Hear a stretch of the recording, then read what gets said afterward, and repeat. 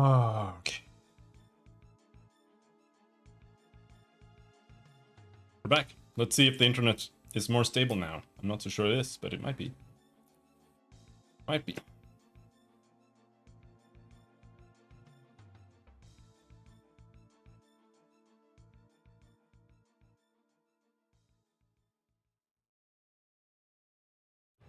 Don't know if my brain is more stable, though. It's probably a lot less stable.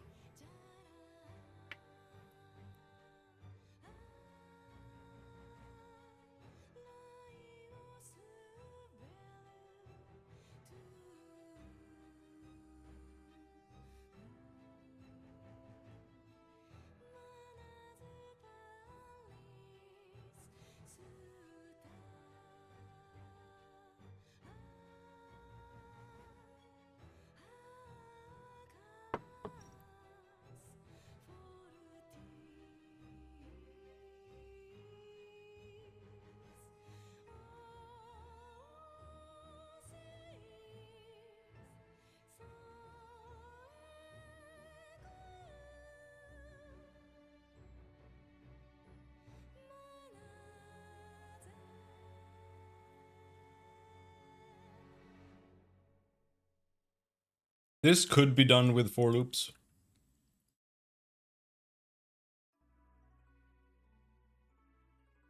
Because you can write 4 loops that ping pong. But it just kind of sucks. Like maybe once I have the logic here, maybe I can figure it out.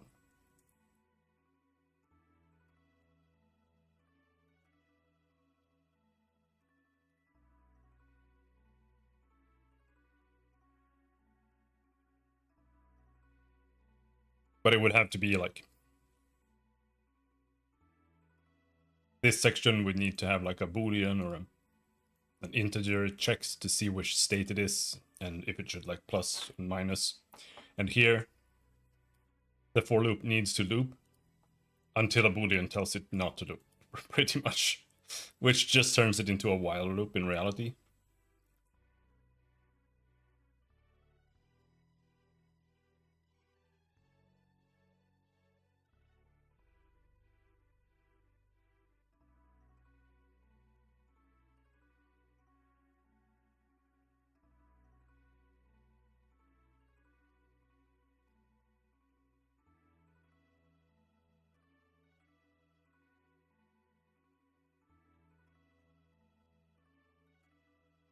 I think. Oh, it's so hot again. Ugh. 26 point something inside, 33 inside.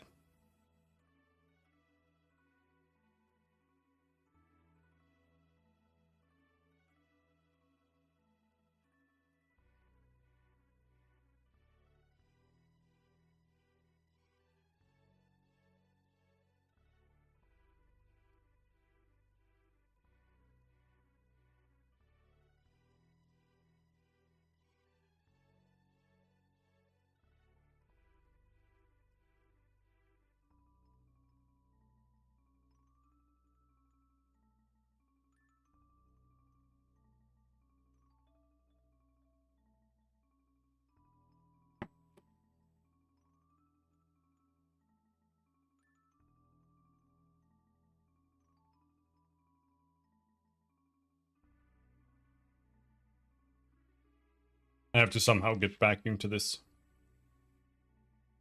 So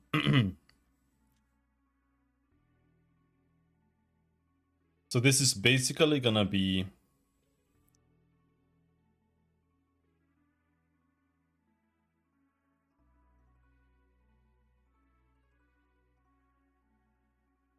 vector 3 int object position equals pf data object script dot. That's not correct either though, but lower modified lower left corner position. And then we have to do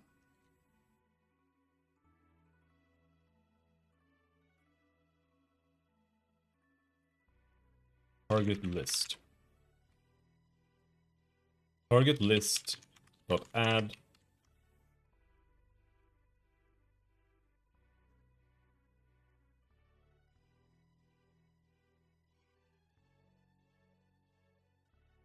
I think we're just gonna make it a vector3 list, not a tuple. I was gonna tuple it with the position modifier, whether it's in bottom left or top left or whatever. But I think it's better to just do that with math later.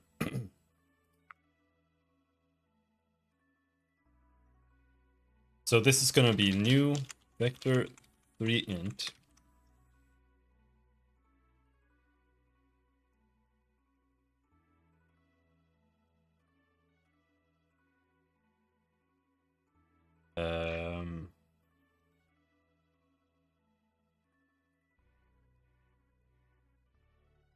Object position plus new vector3 int, which is going to be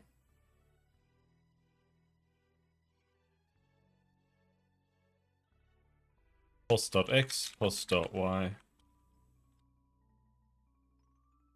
0.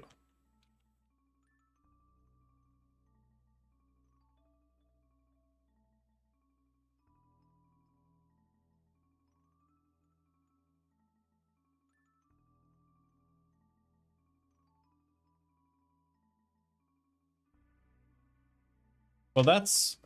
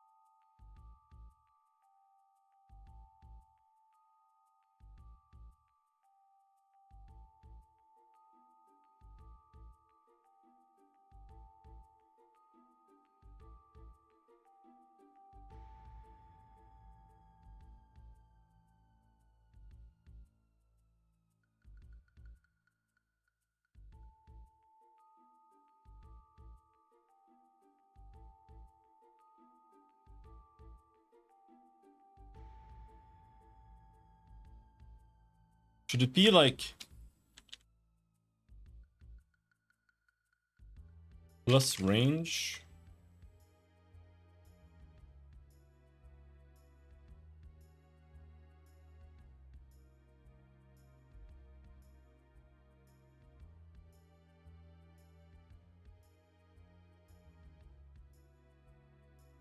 Range times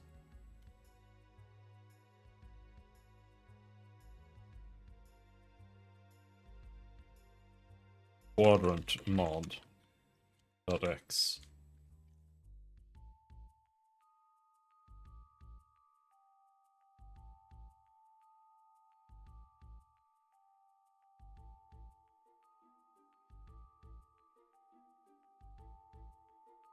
No.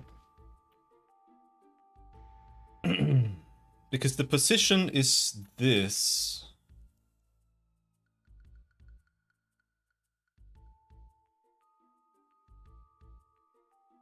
Or it should be.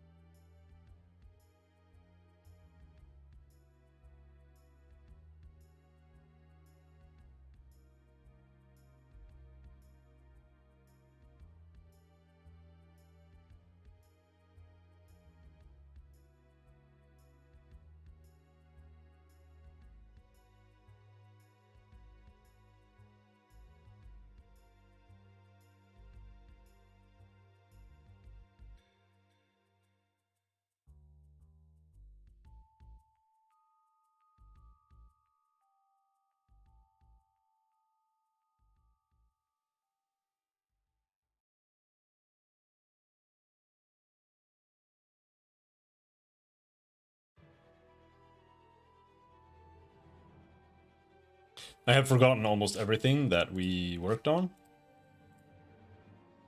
Because of these stupid internet outages. But basically, if it's...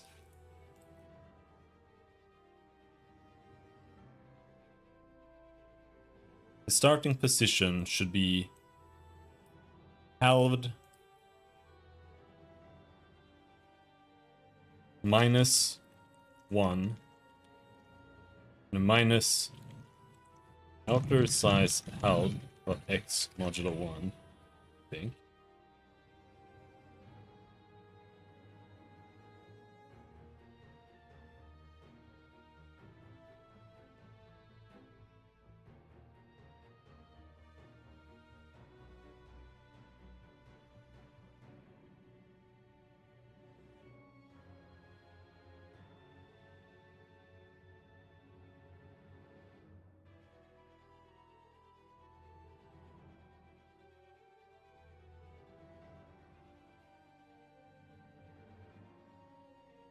Because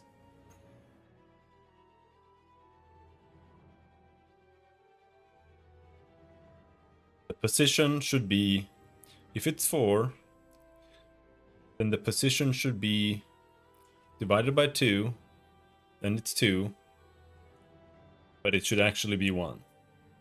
So it needs to be -1 if it's even. So if it's 4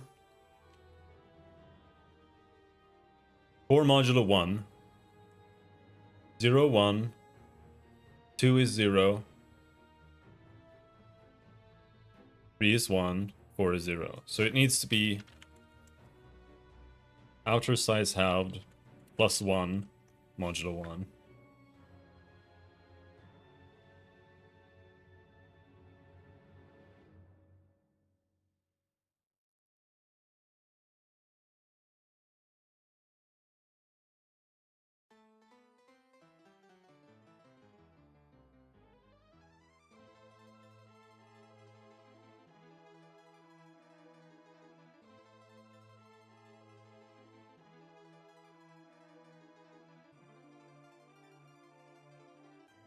But that might not work either. What if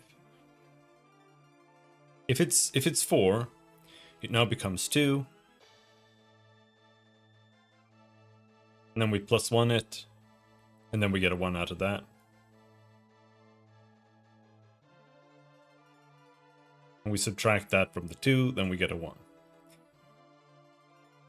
And if it's a 3, then we subtract nothing, because then we get a 1. But if it's a 1, then the outer size halved is 0.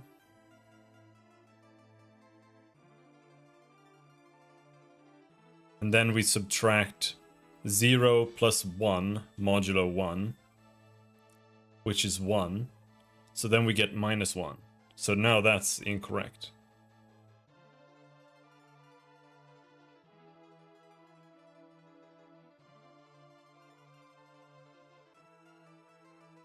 Let's see.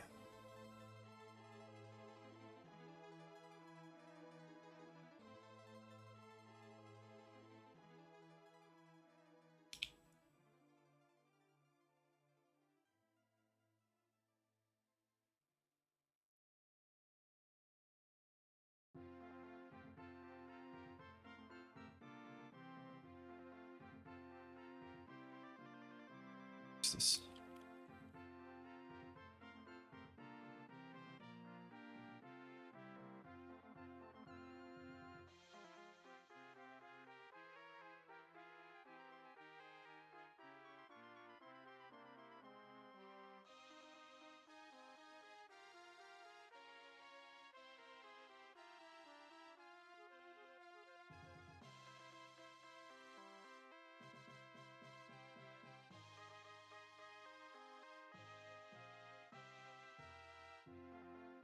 How do you write line? Console.writeLine.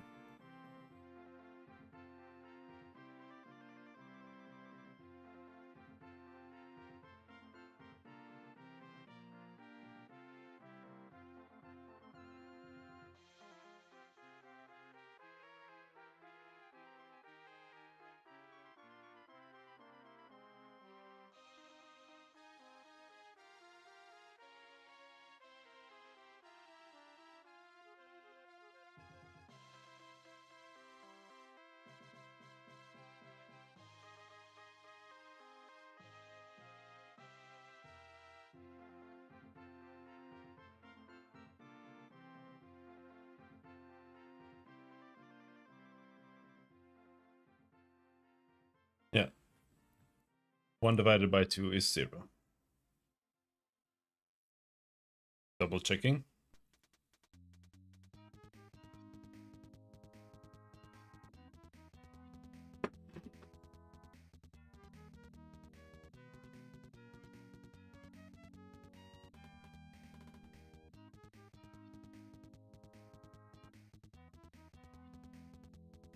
It would be nice if it just worked for everything.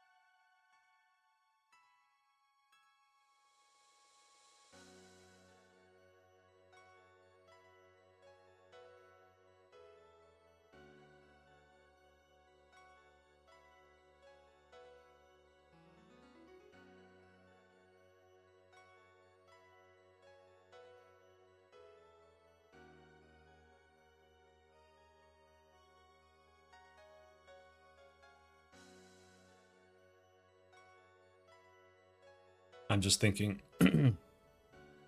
because I think it would work if I add 1 to the size before I divide it and then subtract 1 from the size.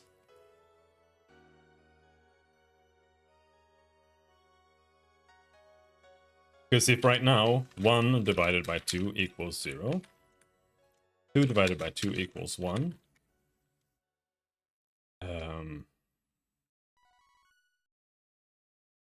3 divided by 2 equals 1. 4 divided by 2 equals 2. 5 divided by 2 equals 2. And here the correct value is 0. Here the correct value is 0. Here the correct value is 1. Here the correct value is 1. Here the correct value is 2. Right?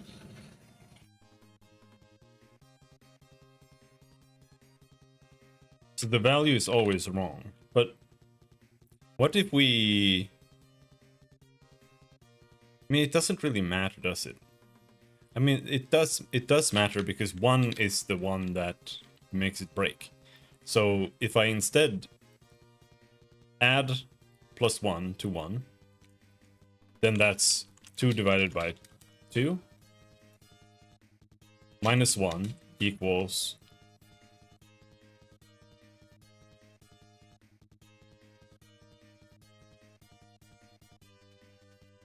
0. Correct value is 0. And then we have 3 divided by 2 minus 1 equals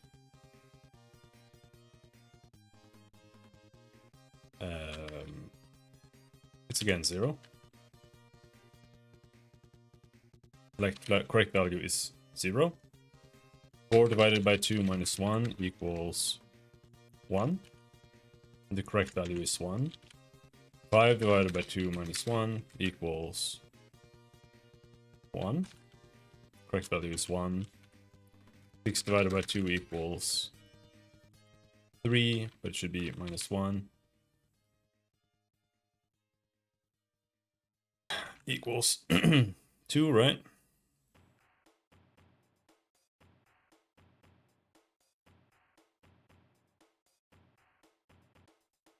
Yeah, and the correct value is 2.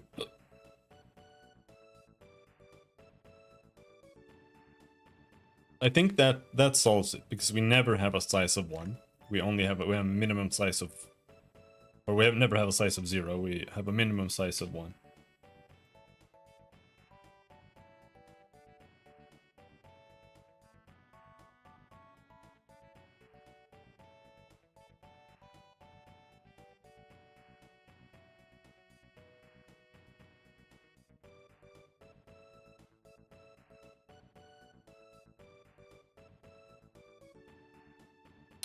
So here then, outer size halved is outer size plus vector 3 int dot 1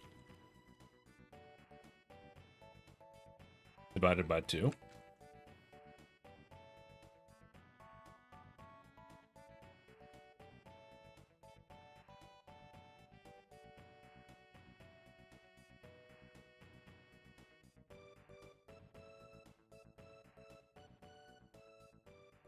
And then it's just always -1.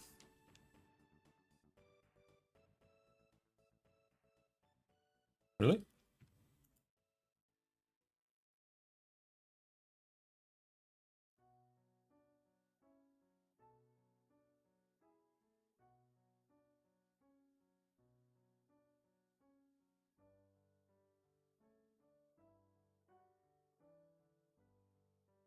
Yeah.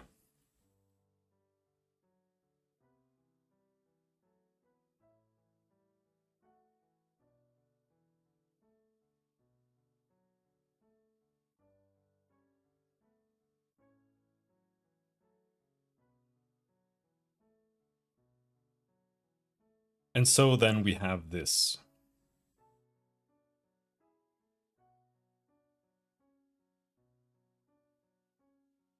And then we have to check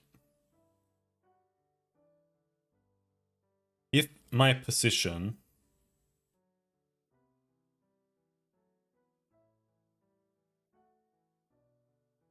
is 0,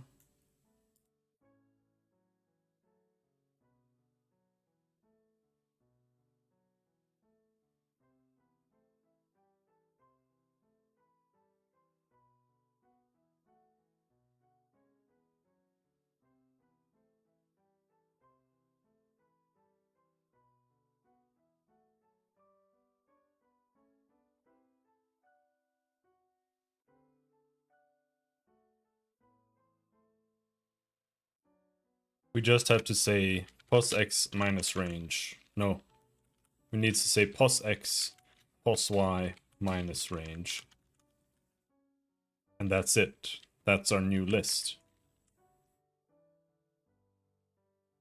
And then once we reach that, then here we then have a range. Where do I set range here, man?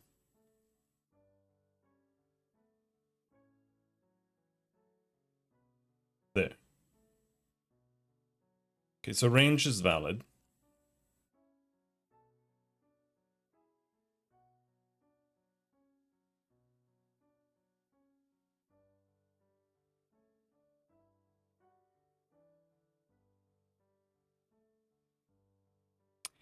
We then here say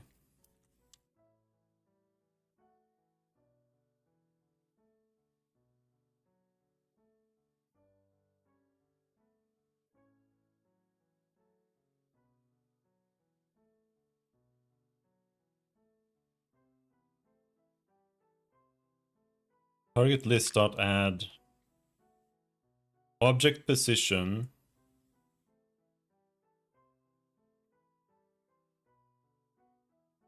Oh, this needs to be equals range. No.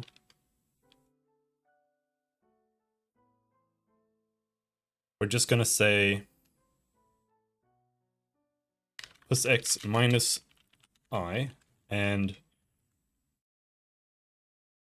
plus I is minus a range minus I.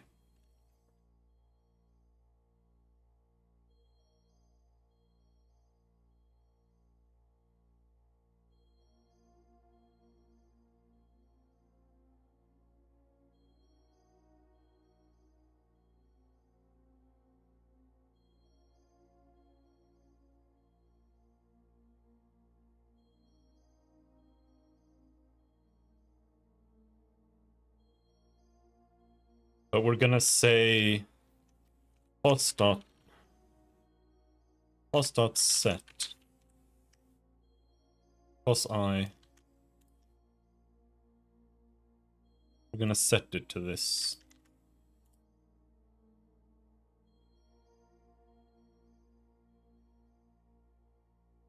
And then we're just gonna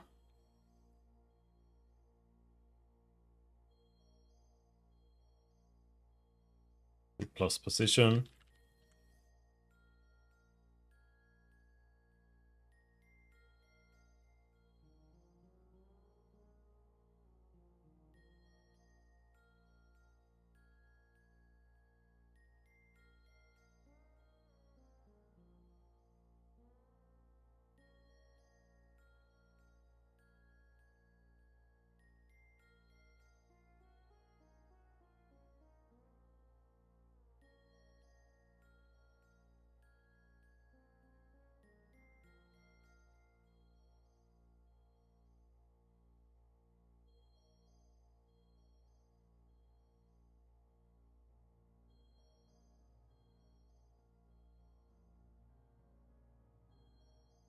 And then here, we're now gonna say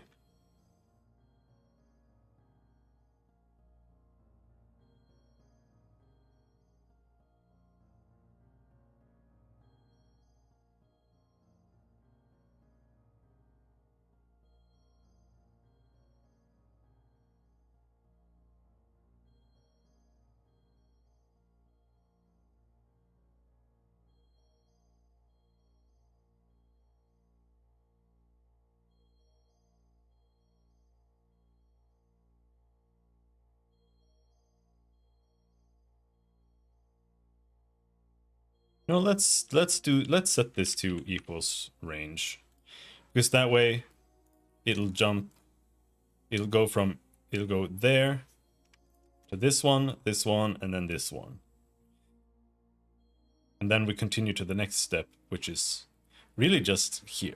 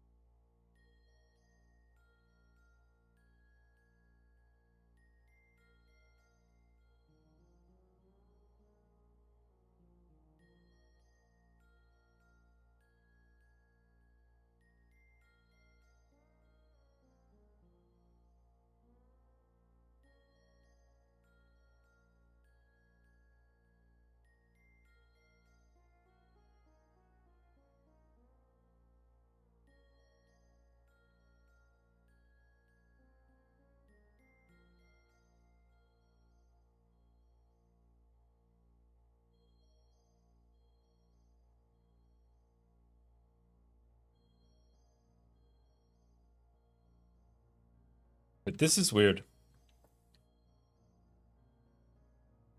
No, this is wrong.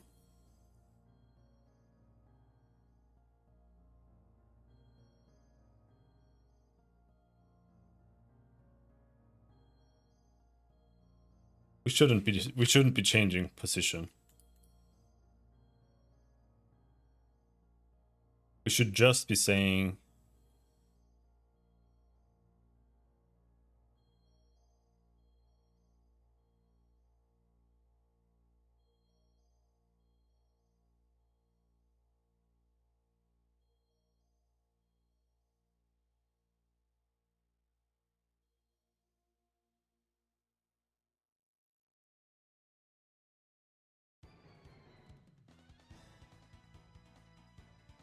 Minus range, or minus eyes. Okay, there.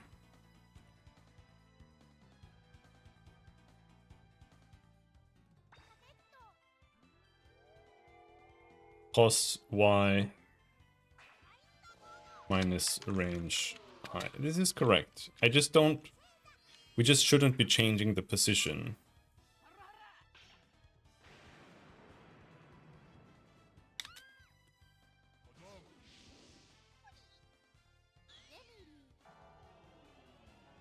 Because then here, this should just be this.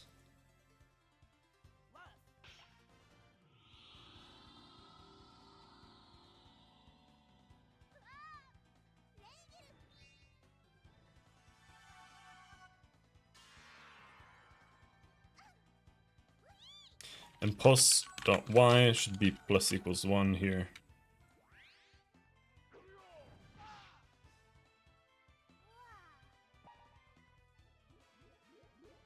And then here, it should be minus range.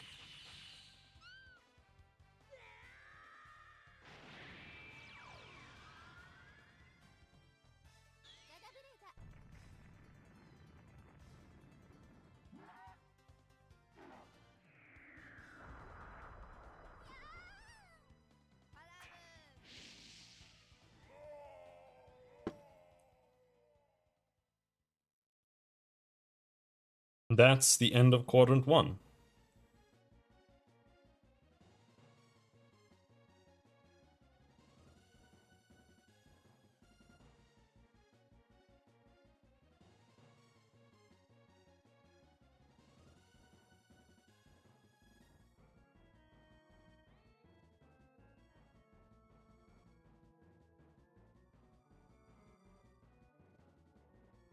But the position change is still wrong here.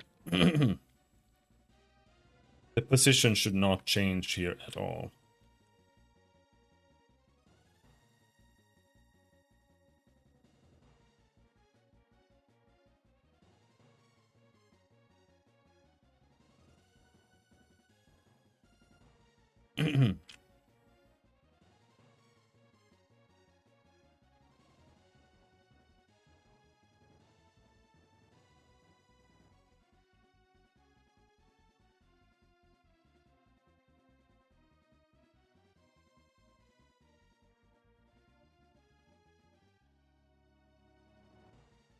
Yeah.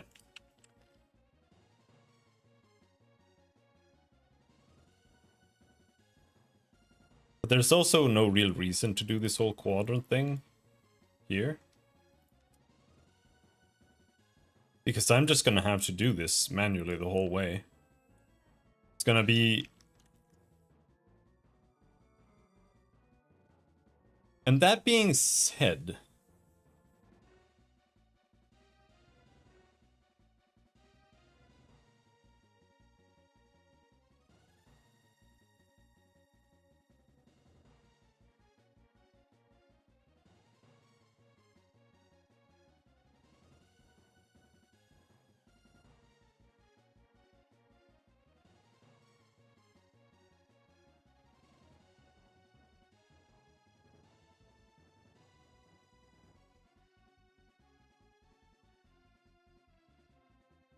I'm kind of thinking we start here. This is the bottom corner.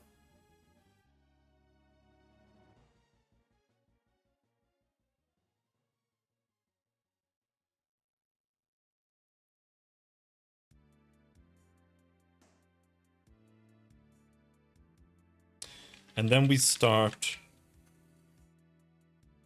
on 0.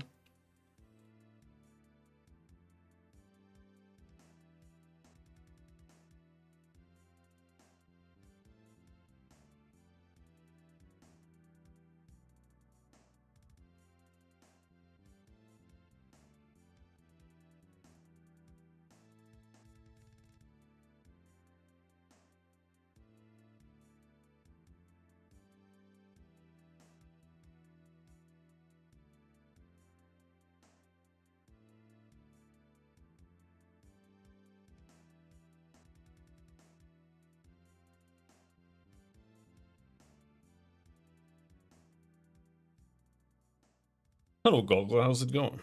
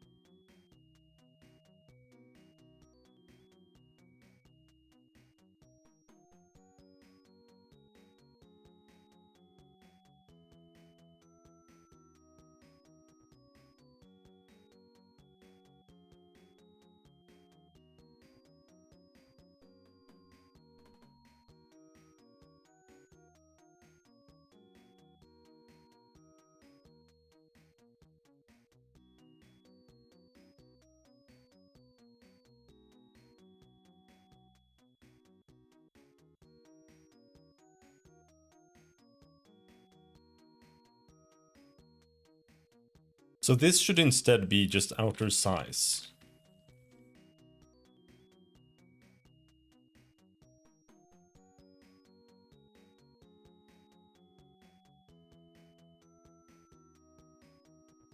Perhaps.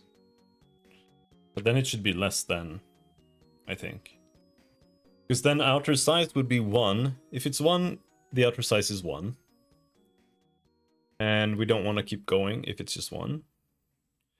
If the outer size is 2, then we've already done the first tile on the left when we're doing the diagonal. So we just want to go up 1.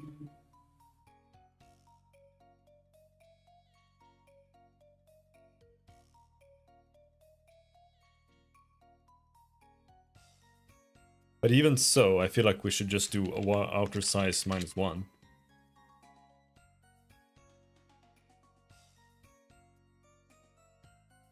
And the reason for that is because if we're just doing diagonals, if we include this as the diagonal, then if we're doing, I'm starting here now. So then we go up, like this is a range of 3. So we start here, 0, 1, 2, 3. With the 3 as inclusive. And this is where we transition into doing the sides. But the side only exists if it's 3 or larger. Because otherwise, if it's just 4, we just go to the next diagonal immediately. Right.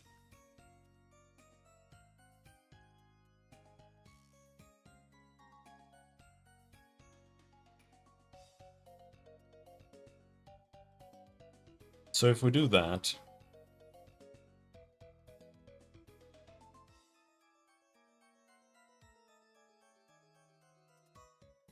and then we go to another for loop here.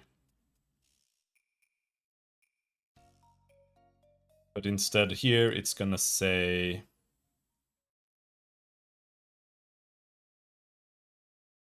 x is I minus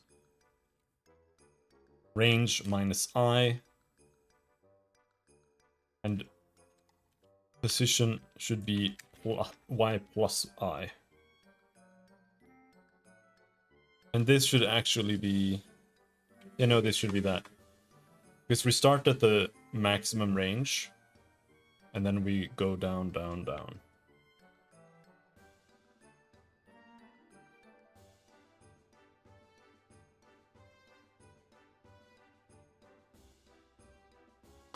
So if it's 3, it's -0, -1, -2, -3. And then we do this again. But this time it's position.x, position.x, position.x. And here it's position y plus range.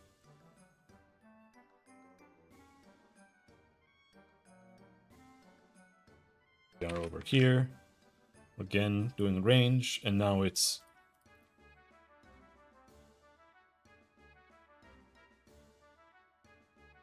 position x plus I, position y plus range minus I. This. And here it is position y minus 1. As long as position y is greater than or equal to 0, then position y minus minus. And this is then position x plus range. And here then we're doing for I range. We're now at maximum x range. So it's like that.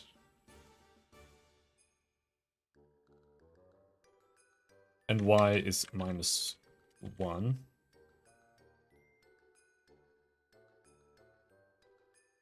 And then we're going down. And I think this should add all of the targets. This is it. This is the for loop.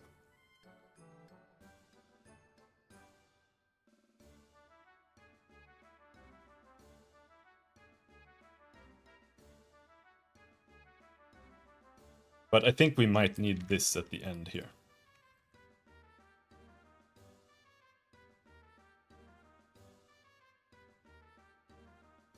As long as position x is greater than, then we're gonna go all the way there. Yeah.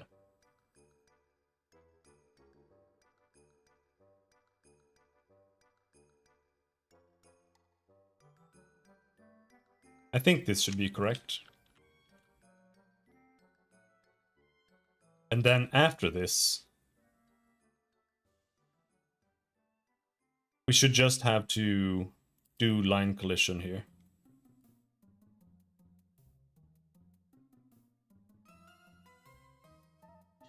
I should just have to do this, more or less. Or, oh shit, the for loop worked.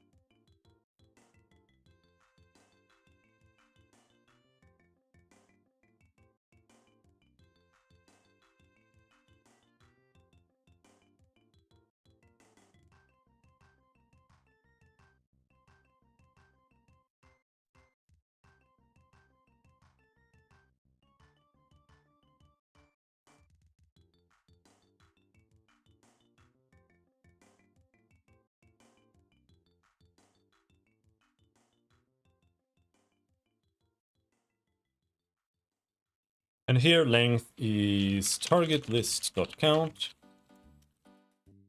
And now we need to do something like this. Current tile to check. Target list. I.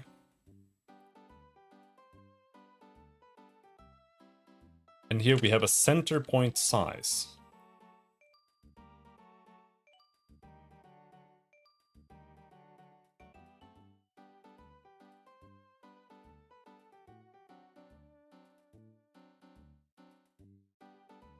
Is that even relevant? Check line collision. I mean, center point size. That's...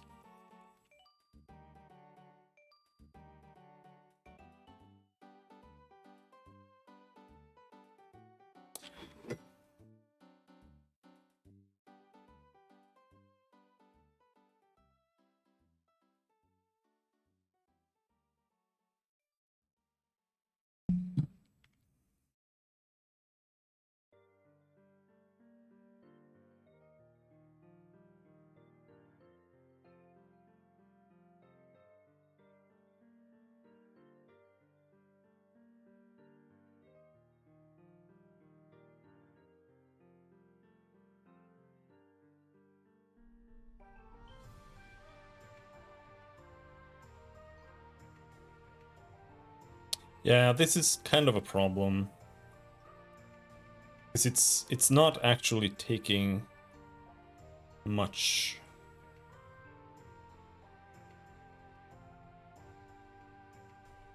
The only thing I'm sending in via PF data here is the target, the position. So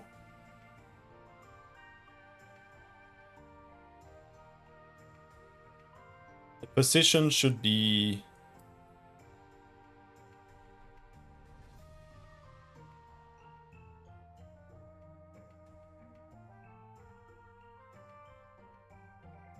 this should be just a vector 3 int.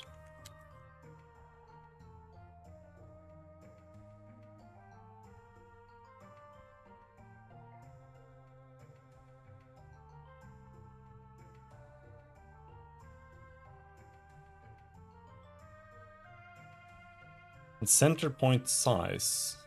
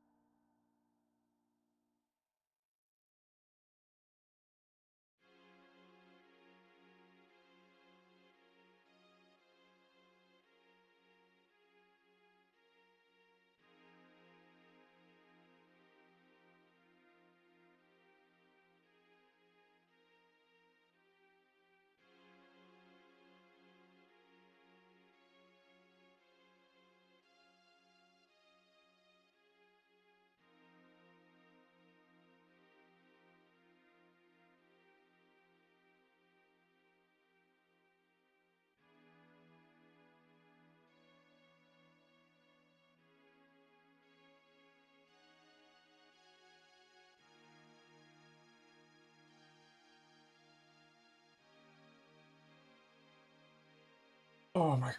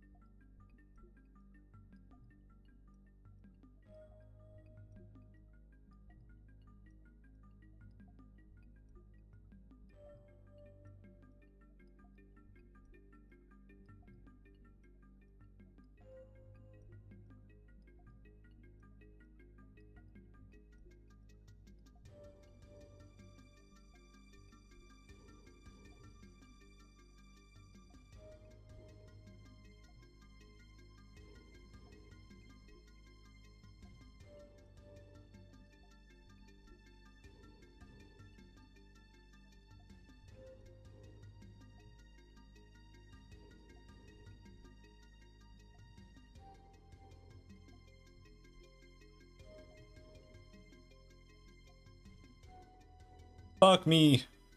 So unfocused.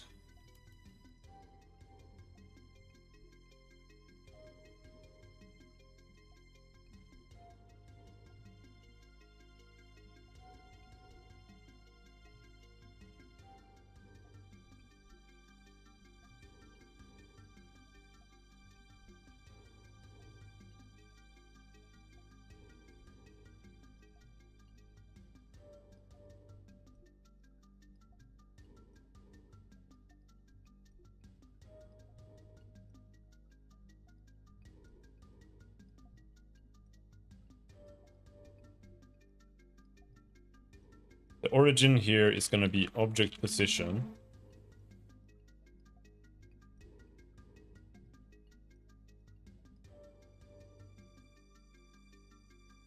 Which is the bottom left corner. So that's actually not correct.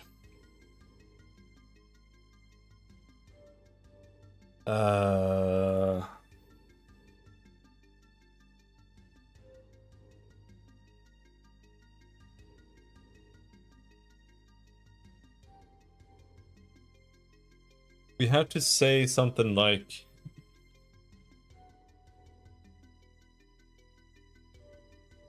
it says object position here. We have to determine a center. Why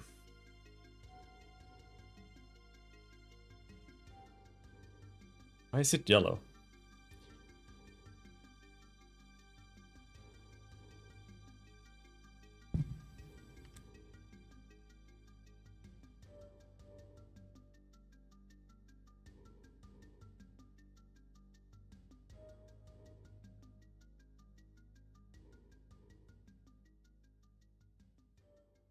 So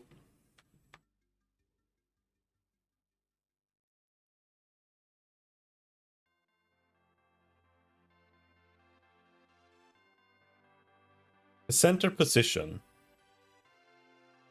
would be object position plus dfdata.object_script.datamodule.value.tile size divided by 2. Is that the correct value? So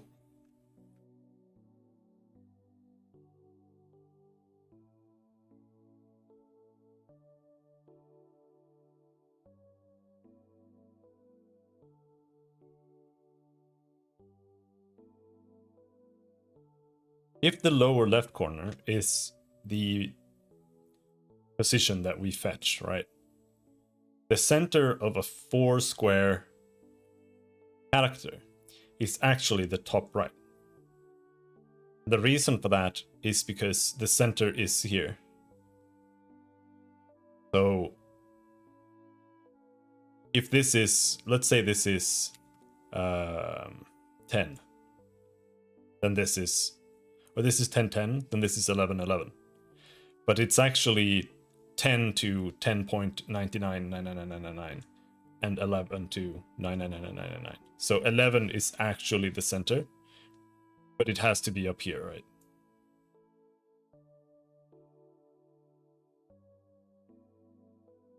So the center is going to be tile size divided by 2. If we check here, then we're here, we have 3, and then the center is here. Because it's going to be 3 divided by 2, which is +1. And here,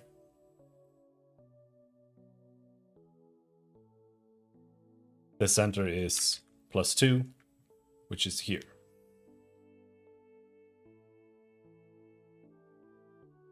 And this is important because what we need to do here is we need to say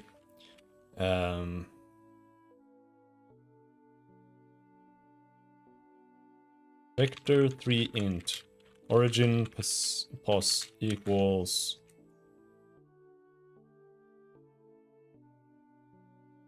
Vector 3 int dot 0.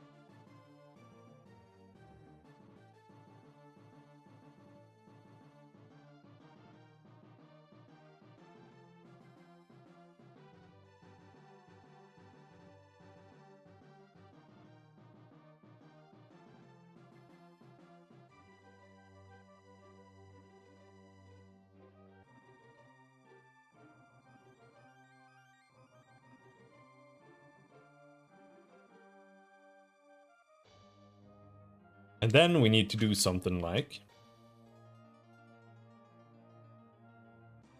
if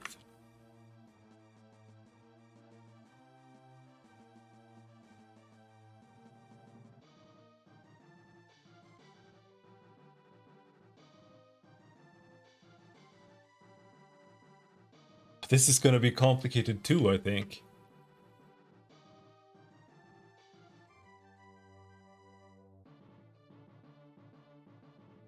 What game engine am I using? I'm working in Unity. But I'm working without Unity as much as I can. I'm making my own things.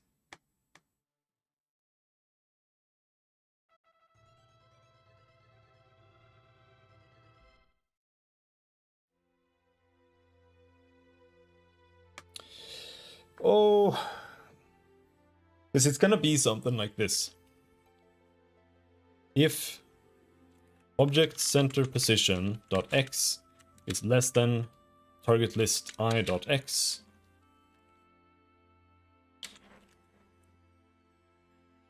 or rather it's the opposite.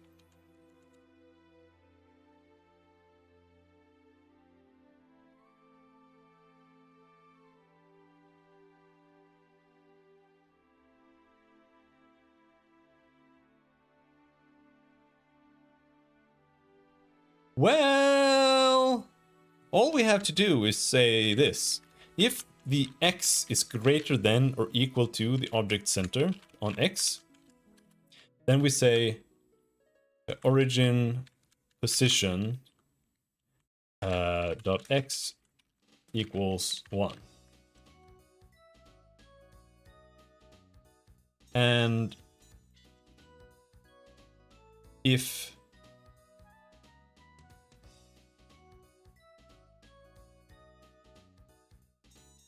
no, we can even do 0. So all we have to do is we have to say is less than, then we say position is -1, y minus, and this is y. Hello Shirai, I'm from Sweden.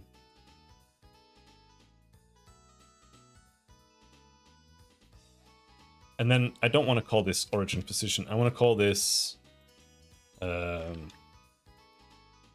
position offset maybe. And then all we need to say is object center position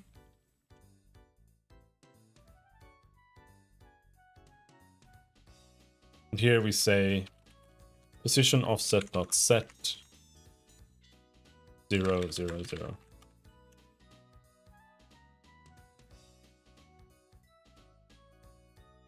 I think that should be good. And then we say object center position plus position offset.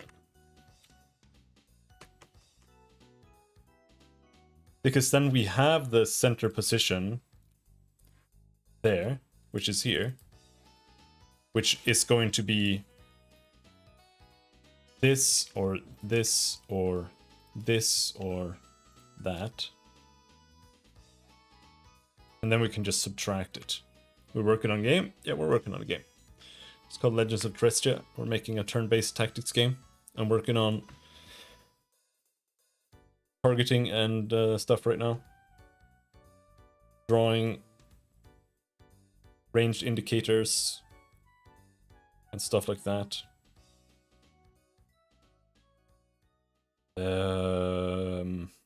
But it's not quite so simple.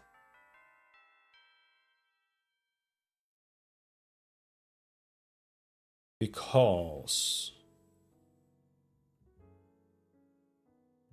we can only do this if, where is it? Inner size. If inner size.x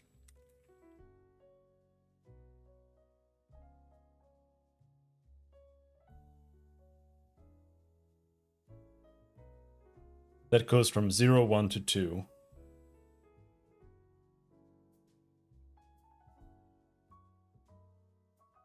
Is that accurate?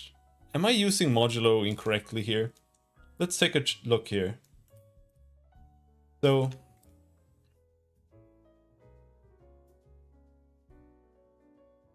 if we have modulo value equals 3, then result is value modulo 2. What does that result in? That's 1. So modulo is never 0.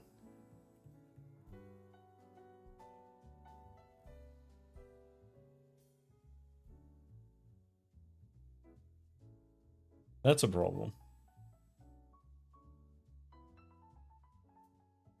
Because that destroys all of this. So, okay, so if we say that the value is 1 and we have modulo 1,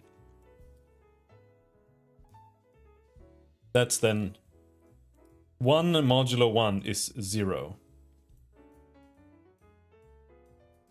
2 modulo 1 is 1. 3 modulo 0.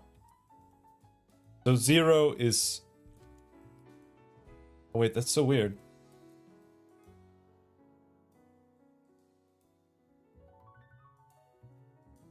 So 0 modulo 1 is 0. 1 modulo 1 is 0. 2 modulo 1 is 0. 3 modulo 1 is 0. Oh, okay. Yeah, fair enough.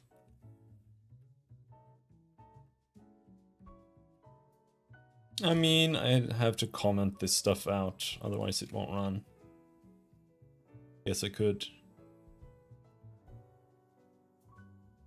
Actually, I don't know if I can.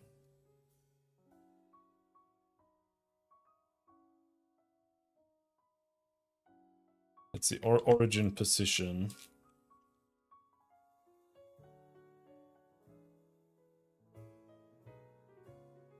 This should be pfdata.target position or target value.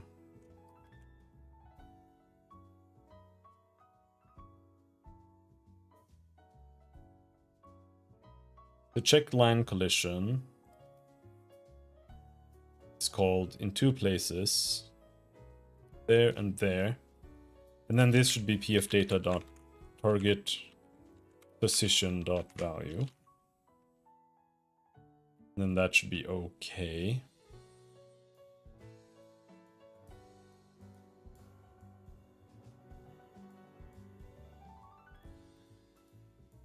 Where's the error? There. Might run now.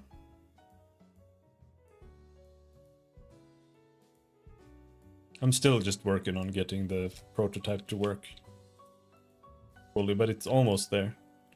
We've got a level editor. This is just a test level I've made with some shitty test tiles. So the world is 2D, but it's also actually fully 3D. If I move a character into a building,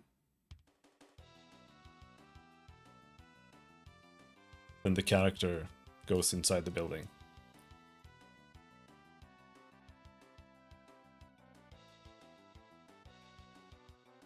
And the building is actually 3D. It's a voxel-based system. There's a bug there. So you can like go up and down and whatnot.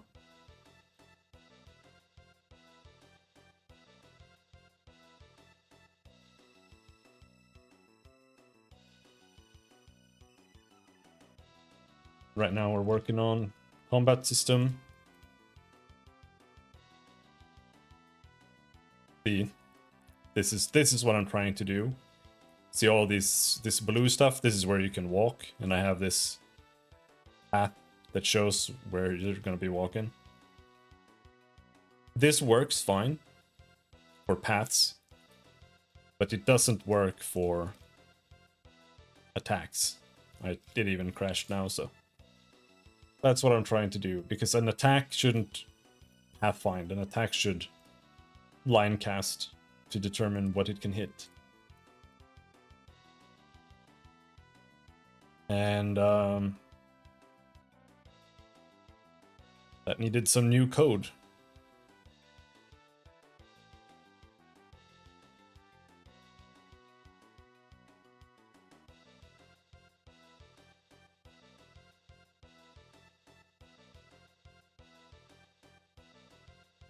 So let's see.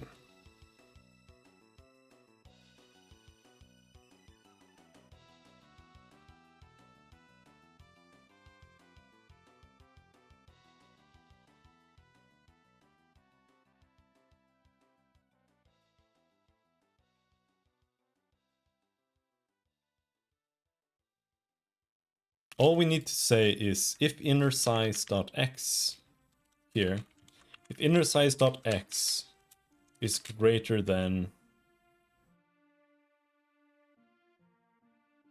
1, then we do that. And here inner size go on this side.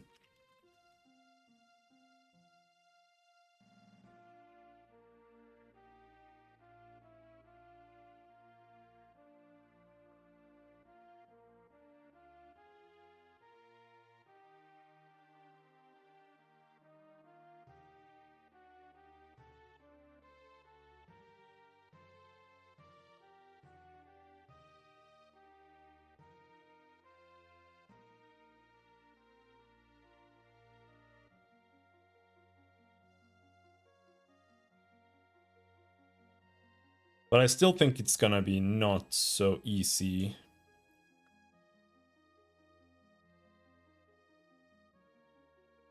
I'm not sure. It's got a center point size there. I think maybe that should just be vector 3.1. I mean, I guess that depends on the attack.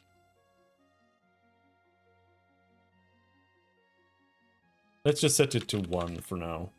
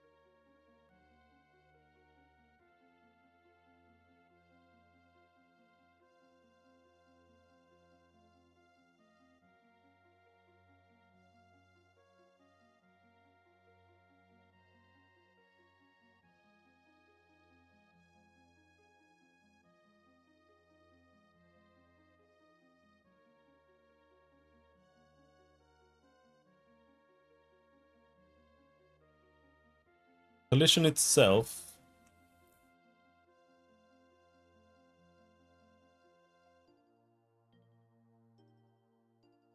Yeah, if contains key, continue, yes. Alright, it's already doing that. Making sure that we don't add the same tile over and over again.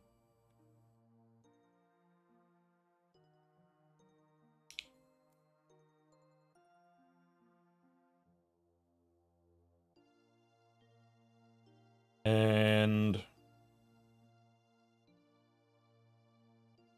this is if the pattern is null.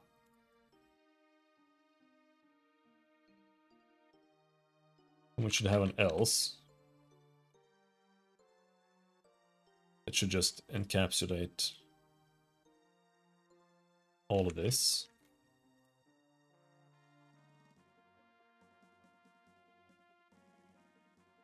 I think.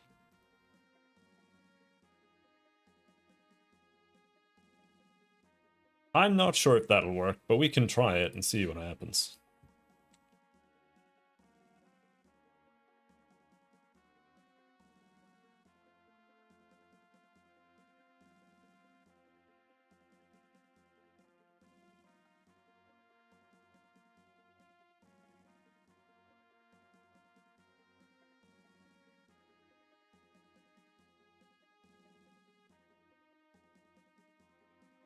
Well, it doesn't draw. But it did manage to grab the unit. So what if we go 3 away? 1, 2, 3. What if we just go over there somewhere?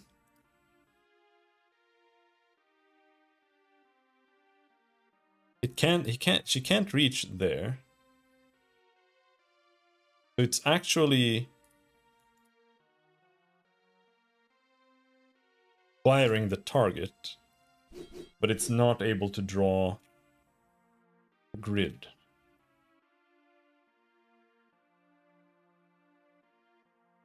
There, it crashed.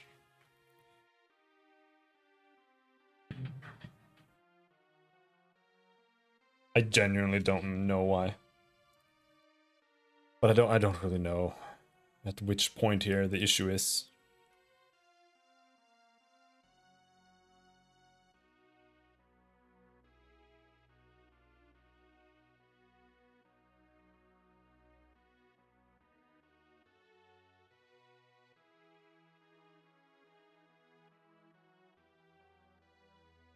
So if we go to...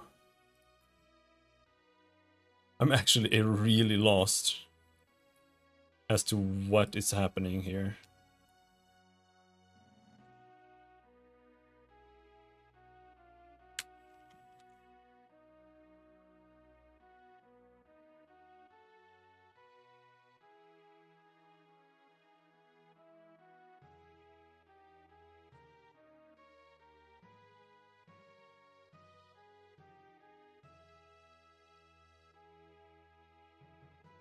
Because here we are generating range results. Pathfinding mode, targeting.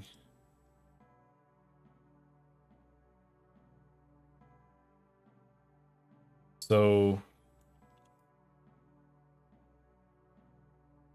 this should be targeting range, I think, or targeting range line.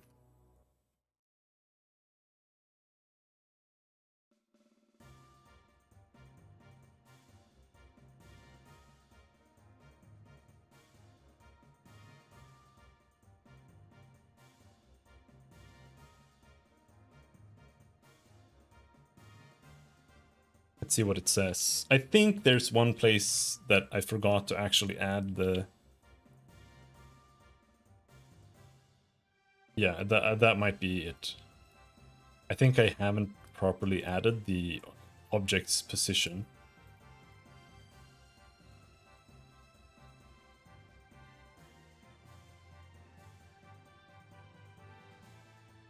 Validated tiles 0. Let's see here. Or maybe I did. Object position.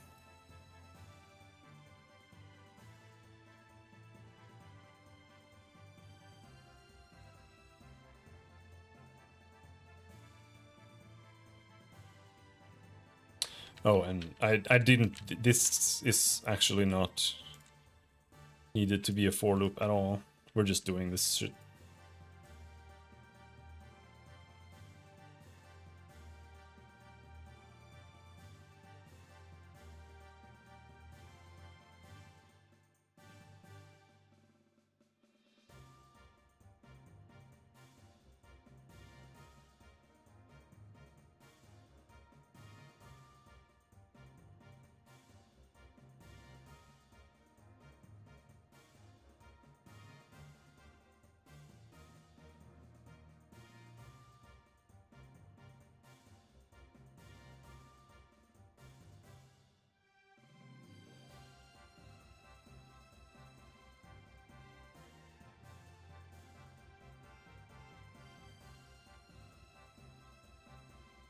Check line collision. Let's see here.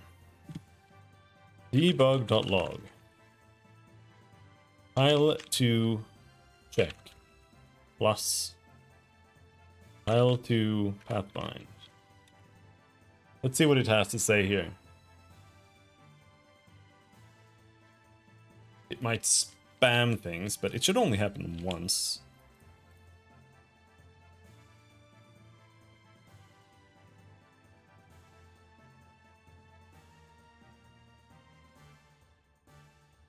Tile to check 3, 3, 5, 7. It actually looks relatively correct. But it's validating 0 tiles.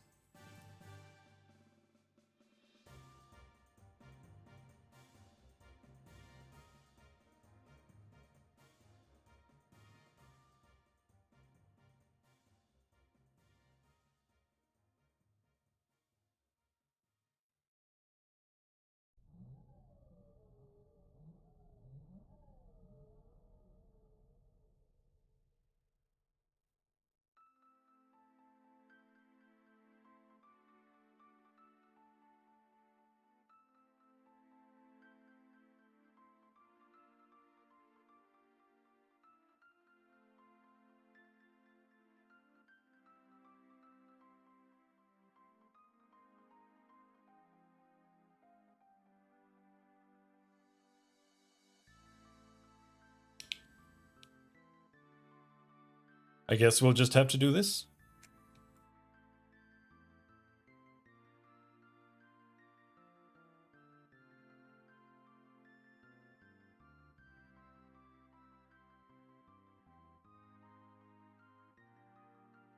And see what it's doing.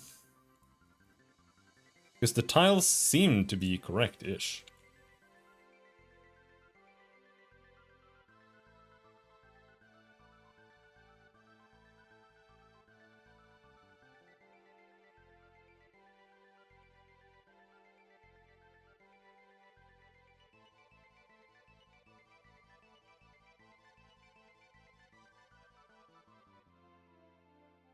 Right? Tile to pathfind 655 or 650. We're setting that. Tile matrix limit 50, 50, 25. Previous tile equals origin position 792.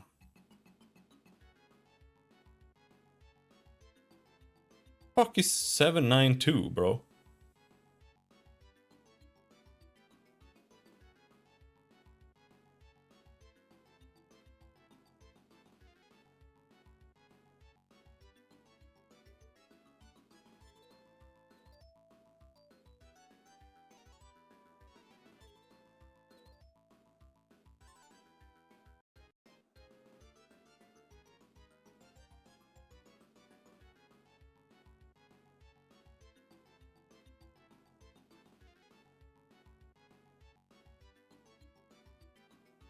Oh, it's because of that.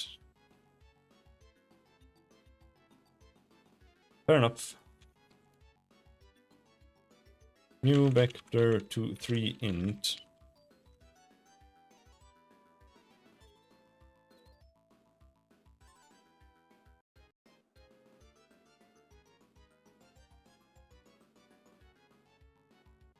But we don't have to type this whole thing. We can just type.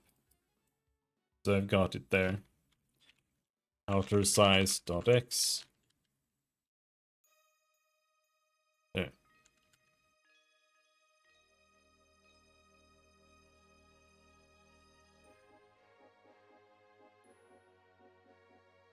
And the position should be Z.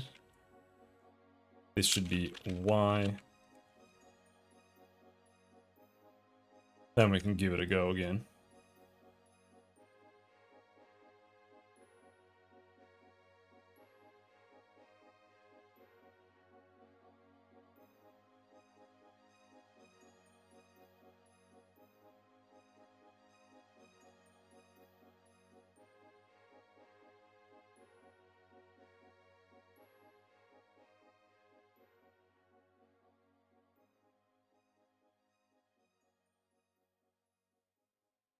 It's reporting path not found.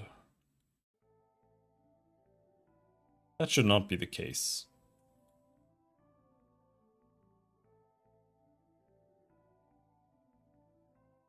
Well, it's not supposed to be a path.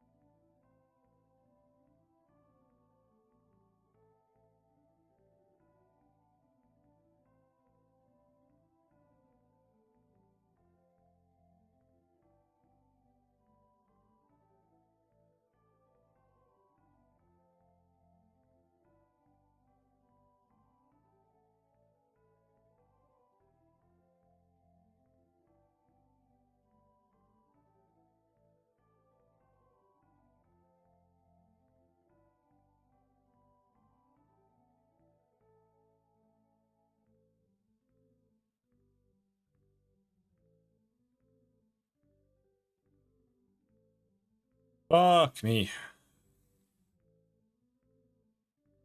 Yeah, oh. Oh boy.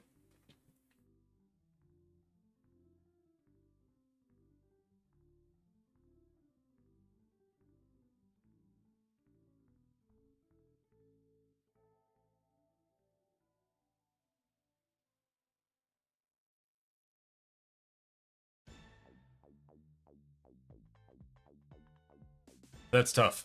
So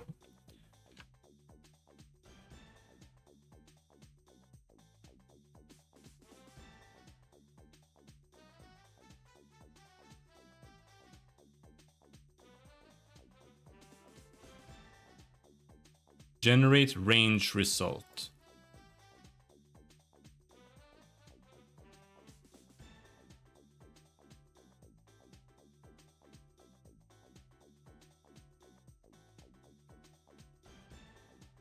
Generate path result.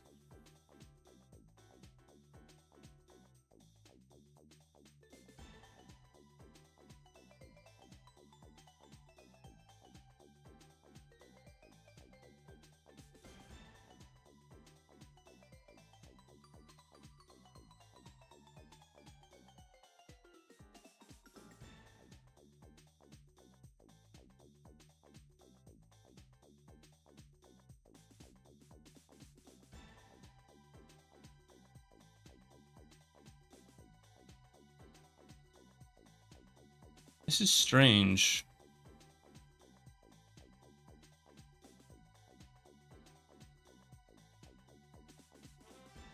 This is generate path, this is generate range.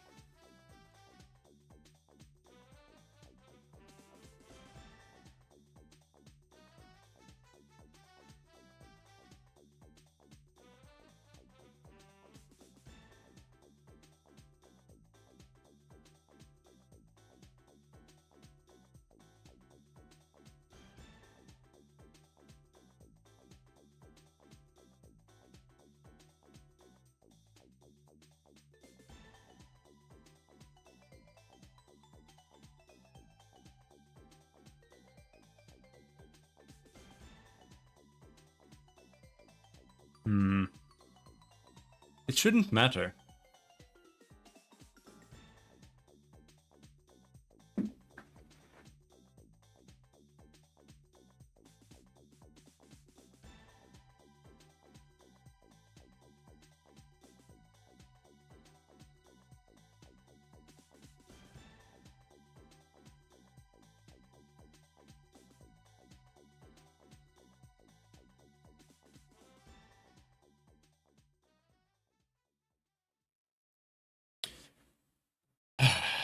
Oh.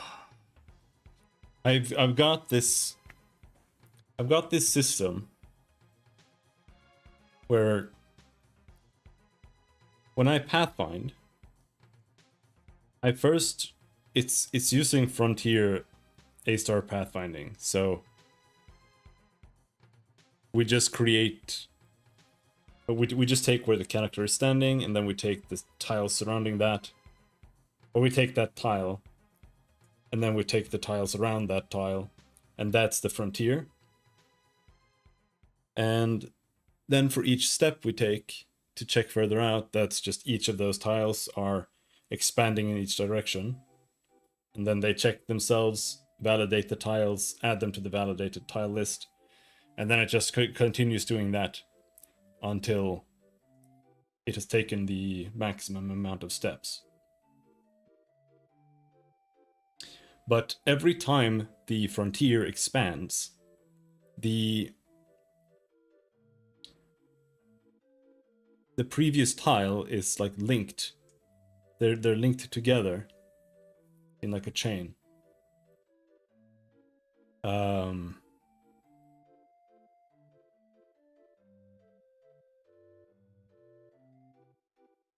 even more than that, it's like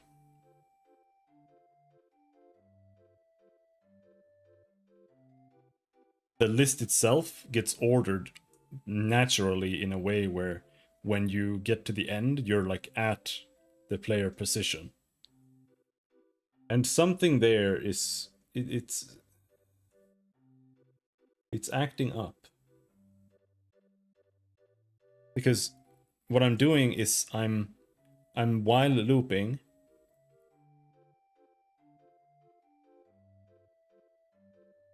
until we reach the same position as the object is standing on.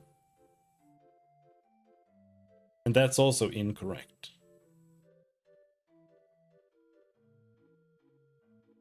We should just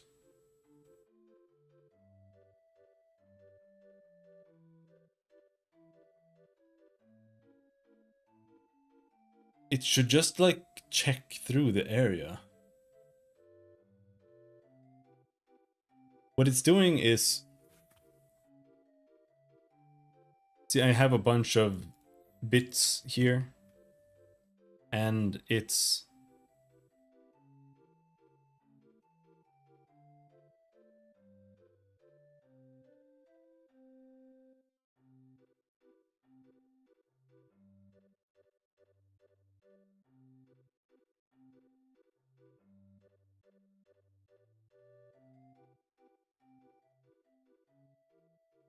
setting bits that indicate whether there's an outline or not around the area.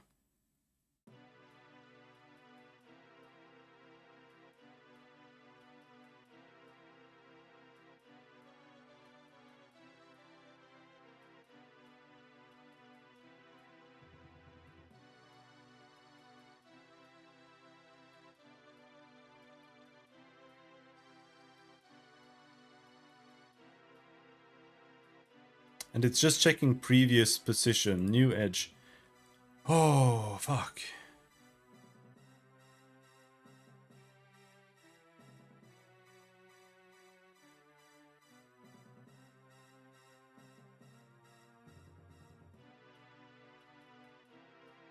Do I have to write a new bit checker?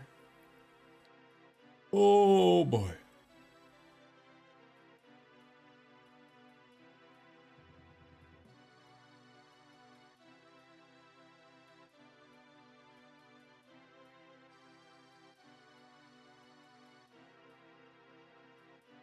I might have to.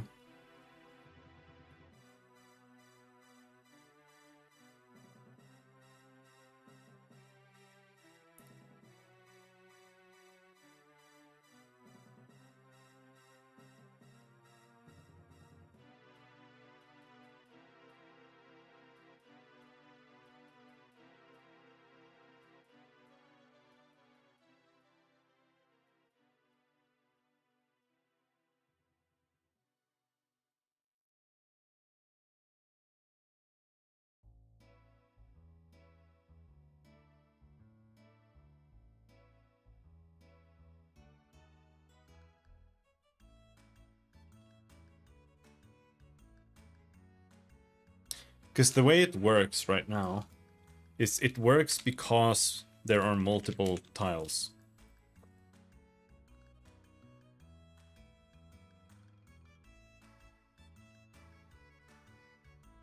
Oh, it's 2418.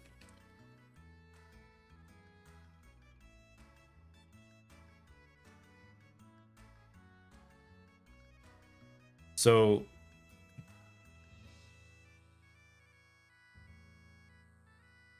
let's say we have,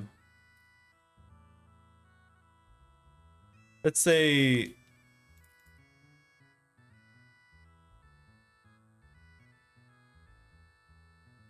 these tiles are all like they've been properly path bound. Well, let's go all the way out. And at the center here is the character. The way it works is that we go and we check these tiles here. And then I set the edges to just create edges like this. So the first step is to do this. And that's because the origin has that size. So we just, when I'm checking this tile here, I'm actually checking all 4 tiles like that.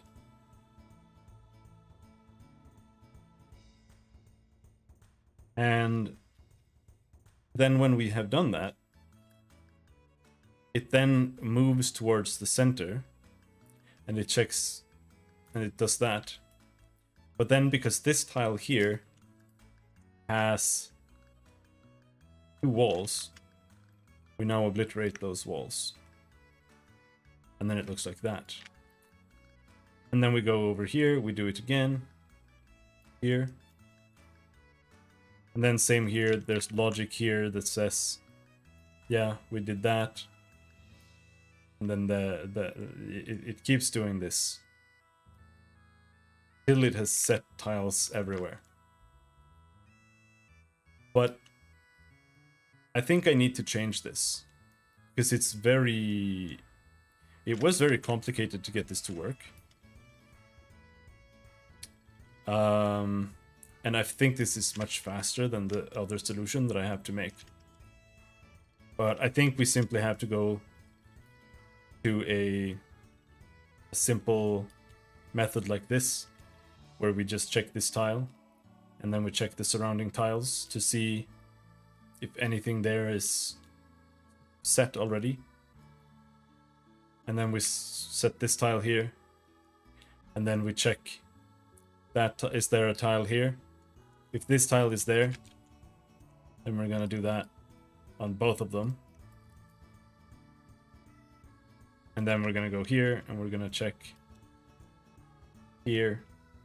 And then we're gonna keep doing this We're just gonna keep checking this and that tile. But it might go even further. We'll see. I might have to check all 8 tiles around because of the corners. I don't know if there's any good logic to fix it otherwise.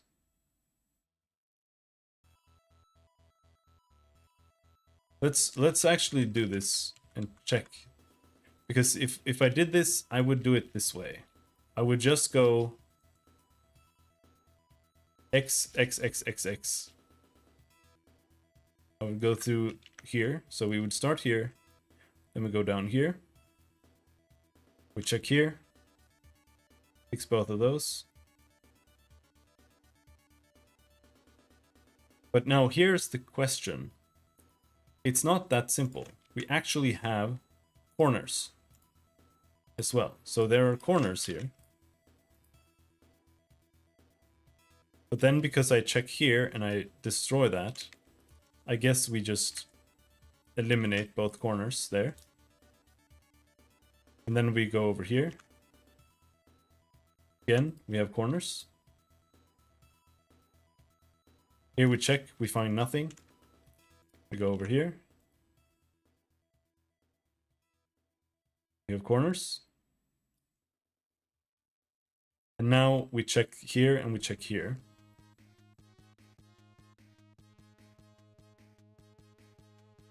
So as I check here, this would logically just do this. And then it would erase the corners.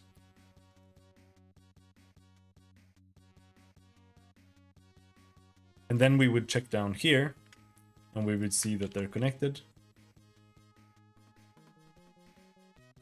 But this is where things become tricky. Because this corner, you see, now this doesn't have a corner. So I'd have to check the status of the rest of this tile and then determine whether this is now a corner. And then we do this. And then I add that there. And we remove this corner, because the corner is now here. And same thing here. We put this corner here, remove that.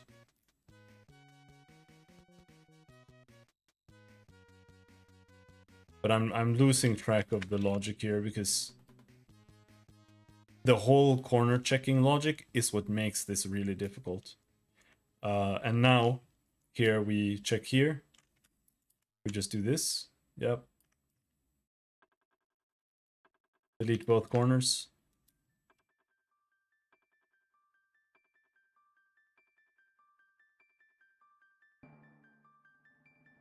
And then we check down here. Yep. No corners there. We have a corner there. So this would have to check all the tiles around it. Every time it checks a tile here. But there is another way to fix this.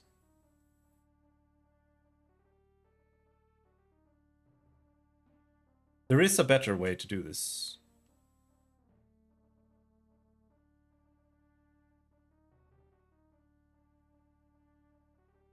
Yeah.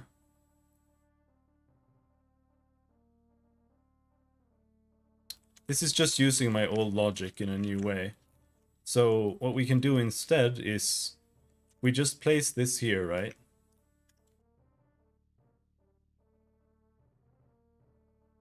And I think we'll have to check all 8 tiles. It's gonna be kind of shitty to do that, I think. Because that's a lot of operations. But I think it's fine. And what's gonna happen is that we're simply gonna check all the tiles. So, because we know there's nothing here, we're gonna remove that. Or we know that there's a tile there. Here, we're gonna remove that. Here, we know there's nothing. So it's just gonna be, it's simply gonna be if there is a gray box or a red box, then that side is true. Otherwise, the side is false.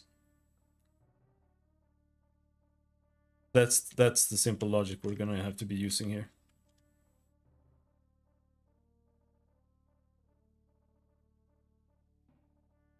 So here then, empty.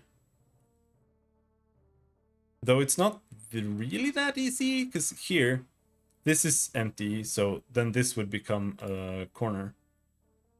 But we'd have to check this corner as well, or this as well, because that's not a corner.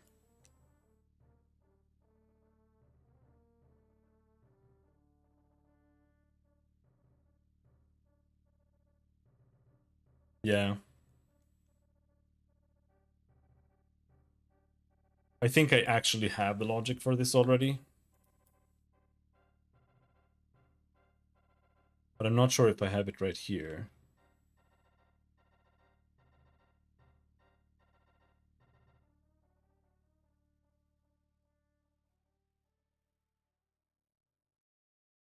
See here.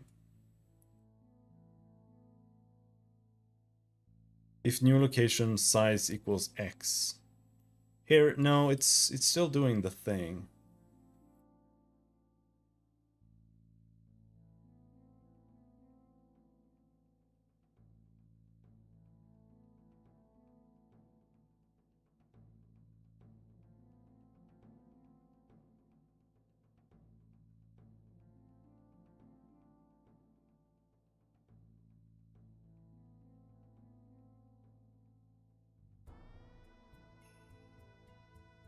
I really want to do this. Or like, I don't want to do this, but I would really like to get this done, like, today. That would be good. I have been already working for quite a while, though. But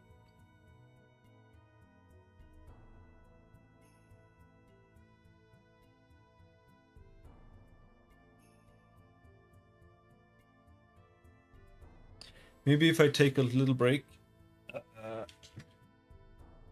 might be able to brain power through this, because it's actually really easy logic.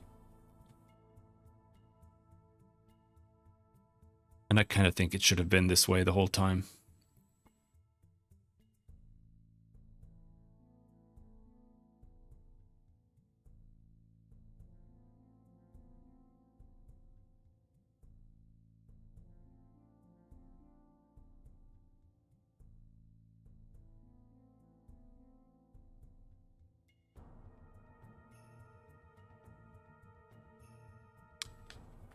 The old solution is much faster, though. But again, I don't know if it really matters.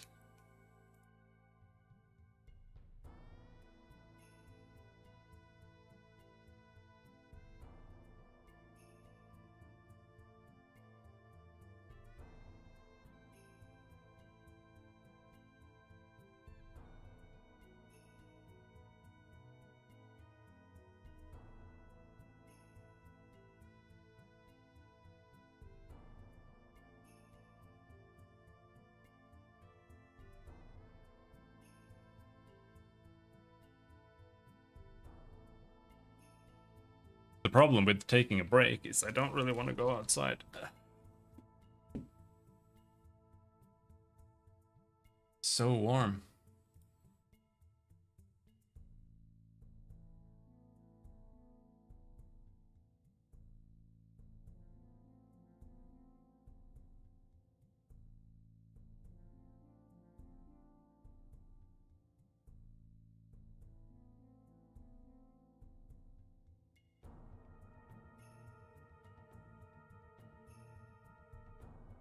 But yeah, I'm gonna go take a little break, and then when we get back, I'm gonna try to rewrite this. You can see it kind of is annoying as fuck, because there's shitloads of bitwise switches here. But I think it would actually be really easy. Because I mean, I have the guide here somewhere, wherever it was.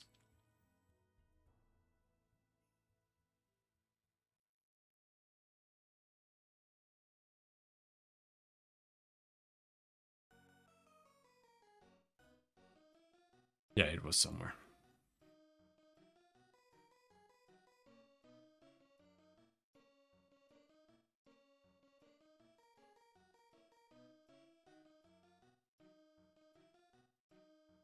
It was somewhere.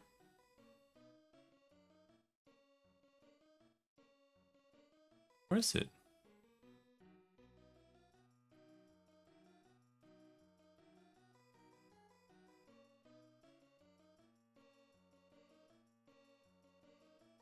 Here.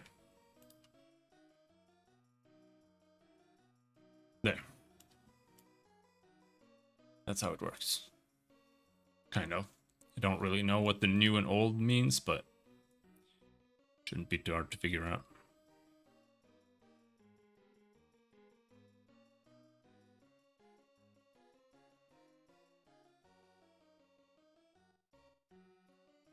I'm using the first 2 bits for something, that's why it's shifted here.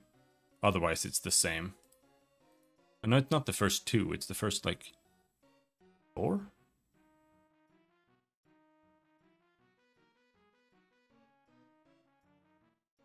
Yeah. The 16, that's the 5th bit?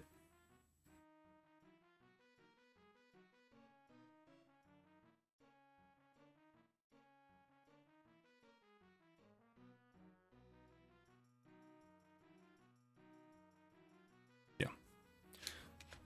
I'll be back in a bit.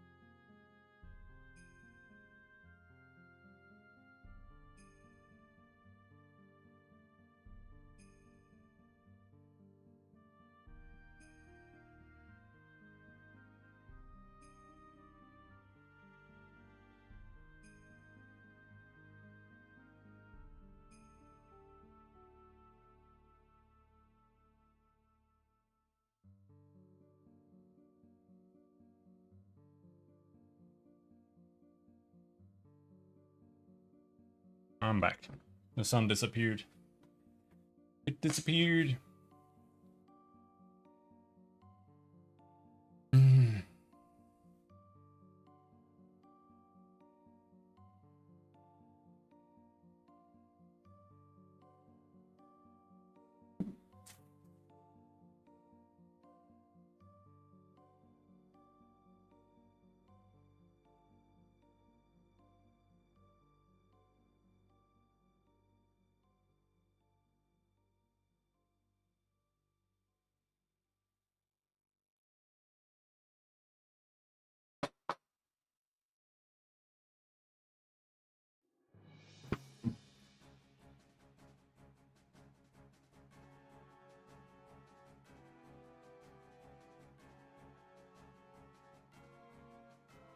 And we can try.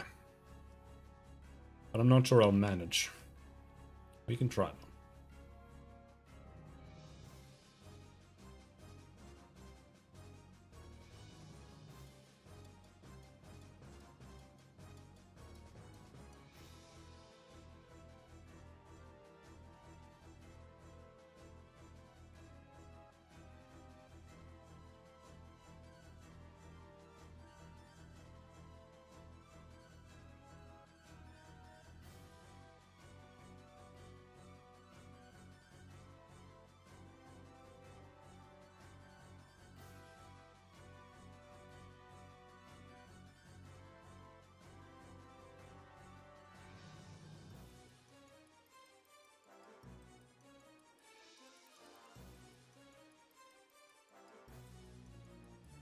So, we'll have to write an entirely new one.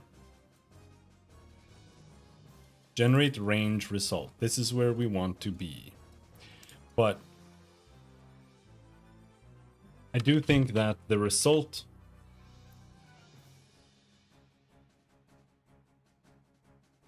if I do this new thing, it should just be what we always do.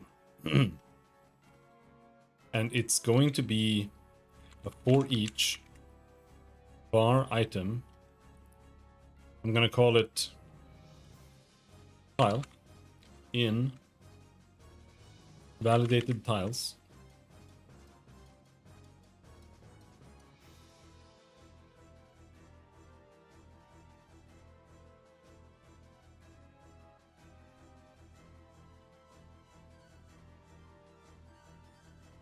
That's a key and a value.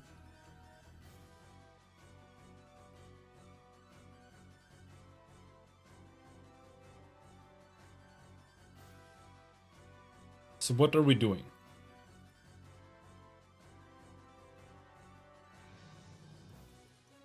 Try get value to new lock.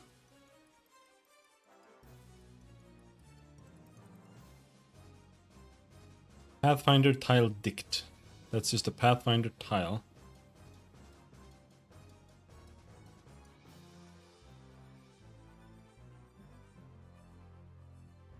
And it then gets added to Pathfinder tile dict.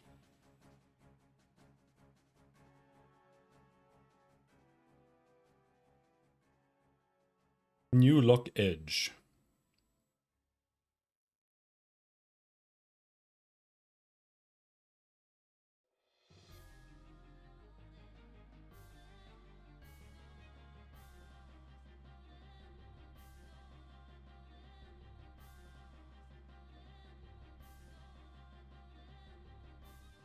Yeah, that's gonna have to change.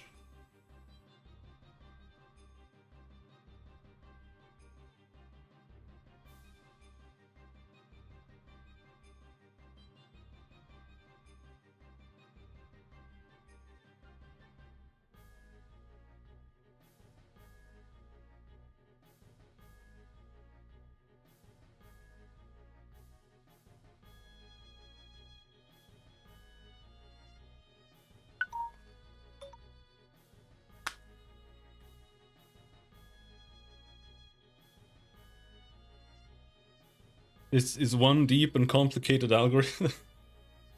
Yeah. But we're gonna simplify it.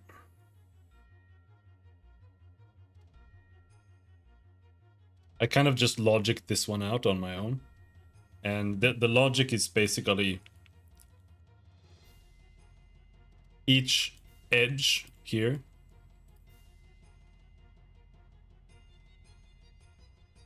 as I'm pathfinding, it's kind of like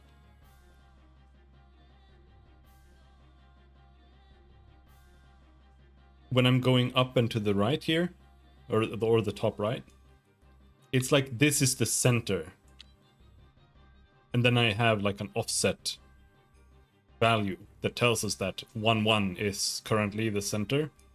And that helps me do things. And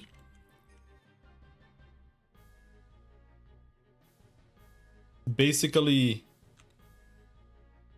it goes out and then it finds the edge.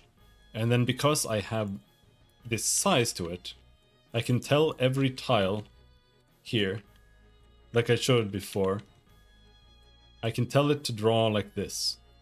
And then as it goes further in, it'll always be able to, like it'll always overlap something that I've already placed. And because of that, as it's just going in, I can always determine that if there's like a tile, if there's an edge placed here, then I can just erase the edges. And then that way it eventually creates this whole thing with edges around and corners and stuff. And I honestly don't really know why I did this instead of doing it the way I'm gonna do now. I think it basically boiled down to me pre-optimizing ahead of time when I shouldn't. Because I was like, you know, if I have to check all of these and every single one has to check all 8 surrounding tiles every single time, that's gonna be like a million checks. Like, let's say this is 10. Like, he can move 10. It's gonna be a lot of tiles. Right, and all of these tiles have to check all 8 siblings, or all 8 neighbors. But it's really just ran once. Mostly. So it doesn't really matter that much.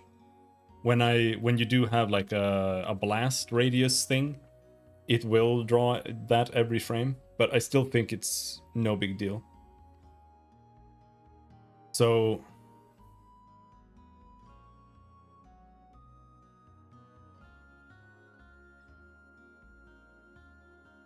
basically what we need to do is just say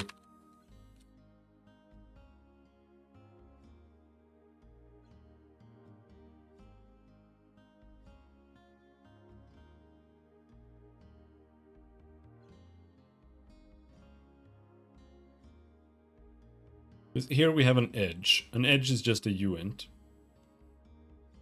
But we have something called the Pathfinder tile. The Pathfinder tile is a position, a color, and an edge. I think that's fine.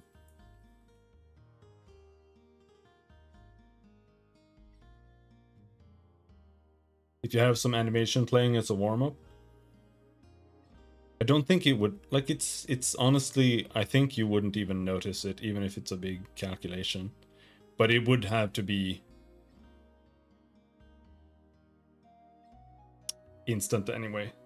But it would be, like, I don't think it would be fine. Yeah, like, it wouldn't be that big of a deal. But like I said, when it's a dynamic grid, which means like the targeting, then it updates every frame instead of just once. And then, you know, that sucks even more. But again, I think it would be fine.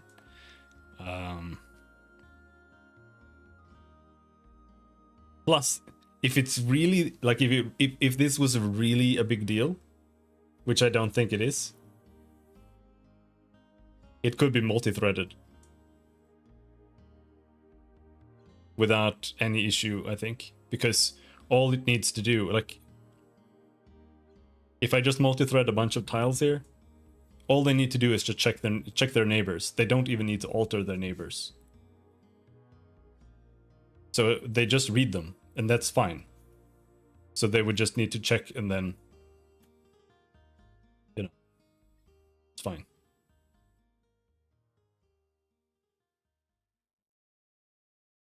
And I have multi-threaded before, so.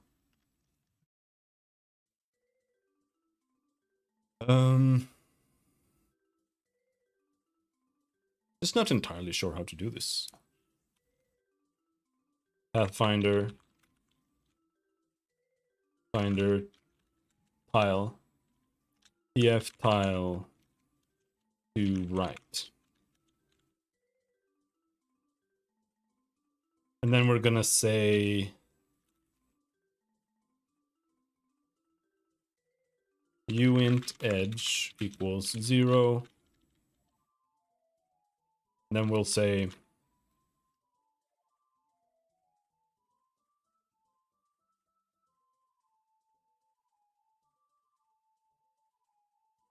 if tile dot key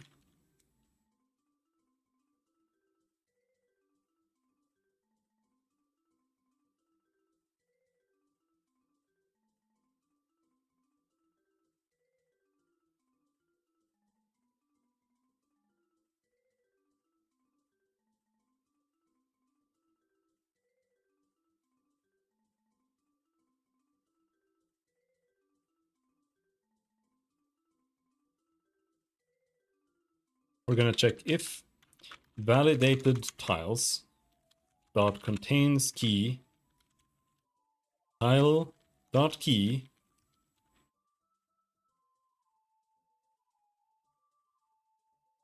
plus new vector 3 int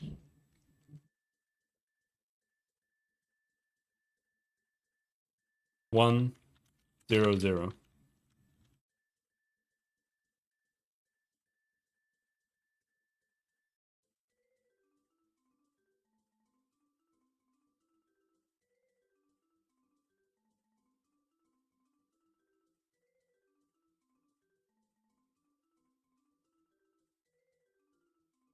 Then edge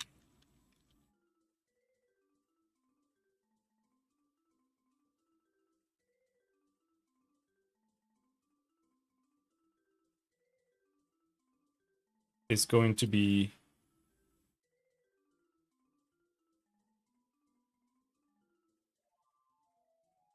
don't know why I'm flipping. We should just set like this. This is to the right then. Then we just say 128. And that's it.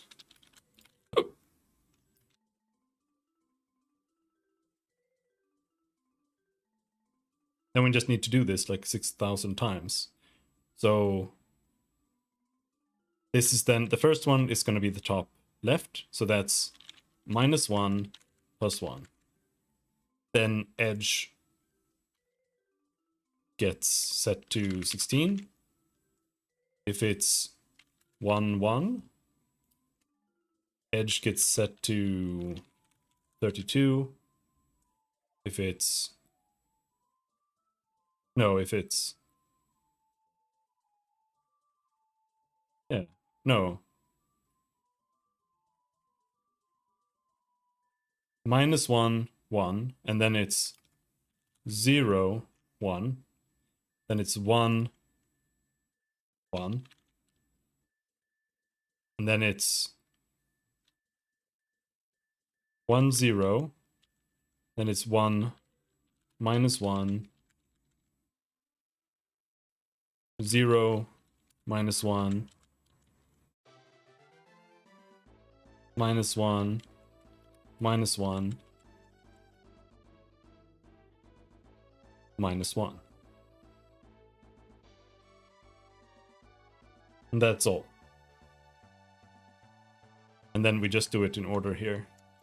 64, 256, 512, 1024, 2048.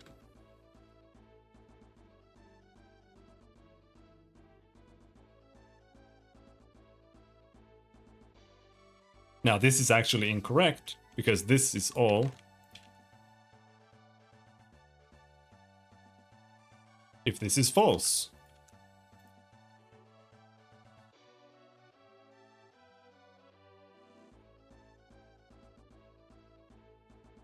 Then it has an edge.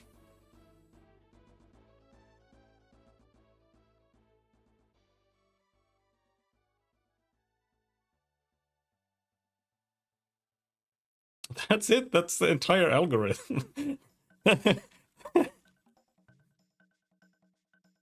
It's so much smaller. All right.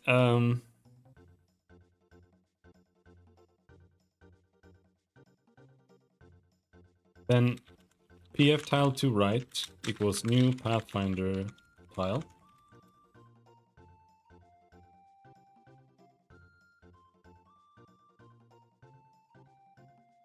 Tile.key grid color. I don't know what it should be. It should be like blue. I think blue is maybe 2. And then edge.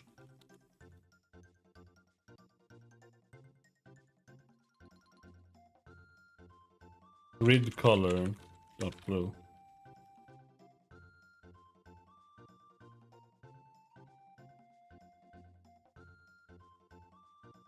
But that's not necessarily true either. A validated tile is a location.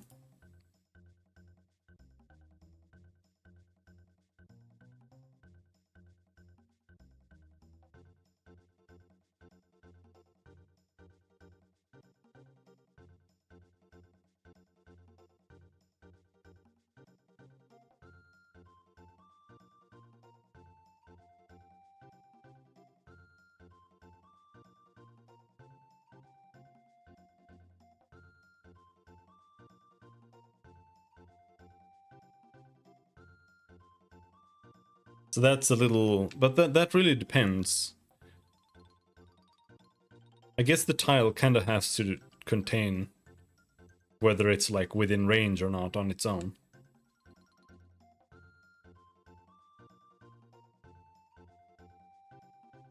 This whole thing should really, all this should have to do is it should have to just check the edges. It shouldn't really. Anything that has to do with like checking ranges and stuff like that should already have been done. And because of that, I think that any tile that gets added should have that value added to it as it's added to the validated tiles. Because a validated tile, generally speaking, should always be blue. The only times it shouldn't be is when we are doing dynamic targeting or using the movement grid, because then if you move it outside of the range, then it should turn yellow or red or something. Outside would be yellow, I think. Invalid position is red, like inside a wall or something.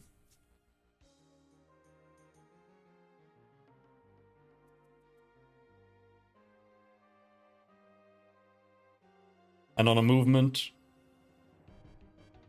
path, it should just go blue and then yellow as it goes outside of the range.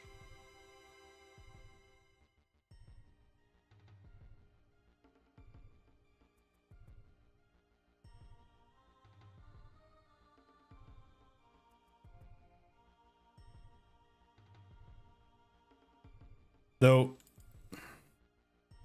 we are setting the old tile. We're using the old tile. New lock edge. Old tile edge.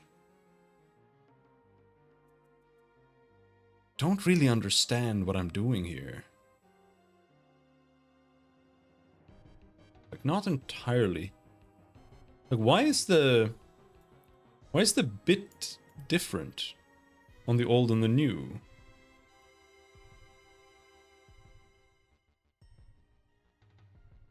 Old tile. Pathfinder tile dict. Out old tile.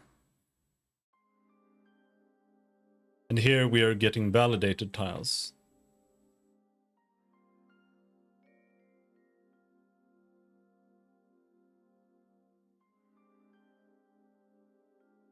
Well, either way, it doesn't matter that much, but I think it is the new ones we want to... But it's weird. Old tile. New lock.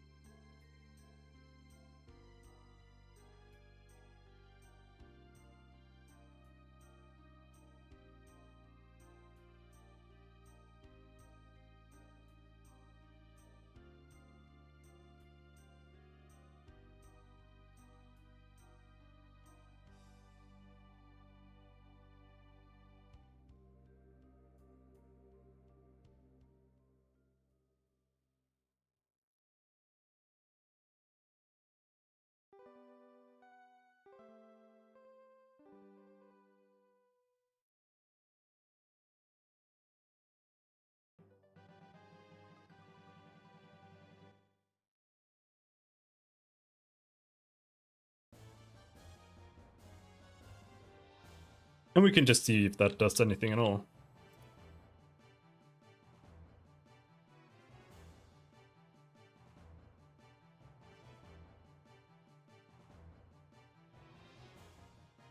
Yep, it fucked this up big time. Which is really strange, because this shouldn't be affected. Because this is a different algorithm. Like, this shouldn't even be using this.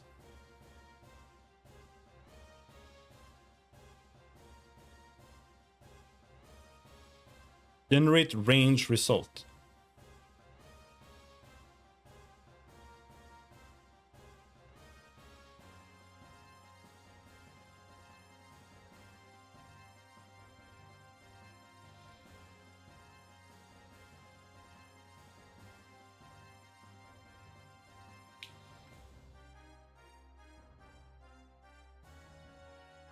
Generate path, let's see, path find.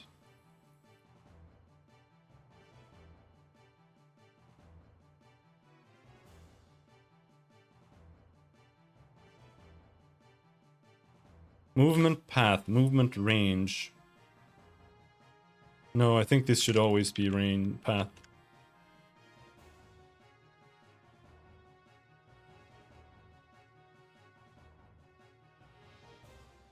I'm not sure though.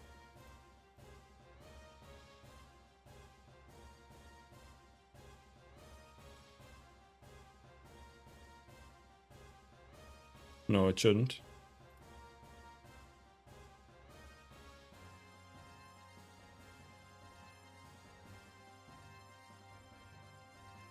But why would it do that?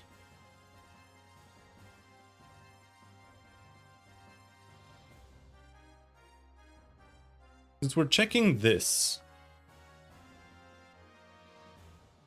why would we end up with an edge like that? Oh, I know why.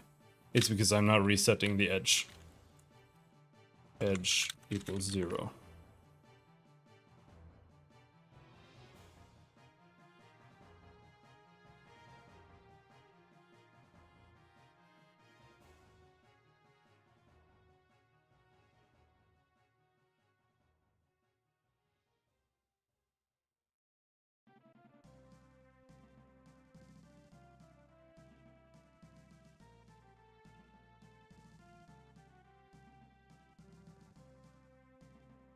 It kind of works, but not really. Because now the way the pathfinding works is a little off. Because you can see here, I can actually walk here, but it's not drawing it.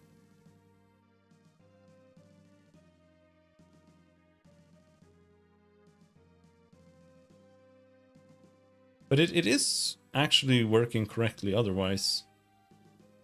So it's just like here, it's a little weird.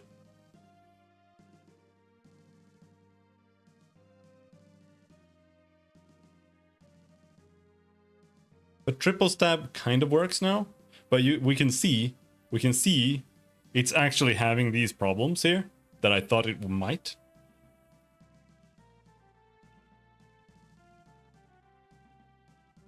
This, where if we do this, it's missing a tile. And now the question is, how do we solve that?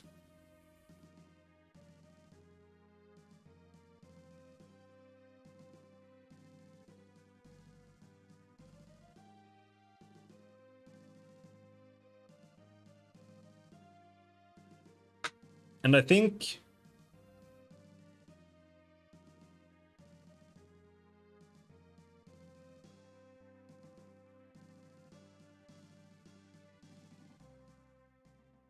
I'm not sure. Do I just cast a line to every single tile? Hello, Nico. How's it going? There's a thunderstorm outside. I'm a little worried. But like, is that a smart thing to do?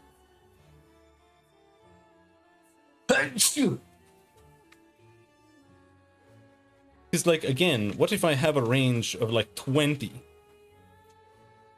And I have my unit standing here in the middle. Right?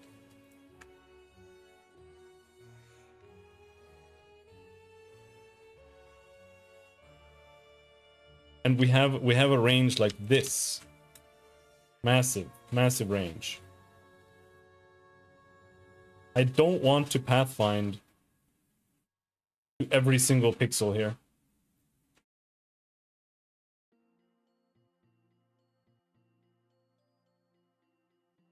But there is an option.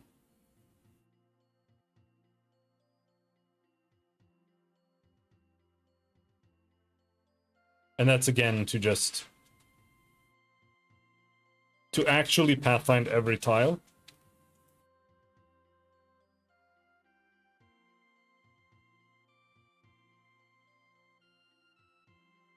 Kind of.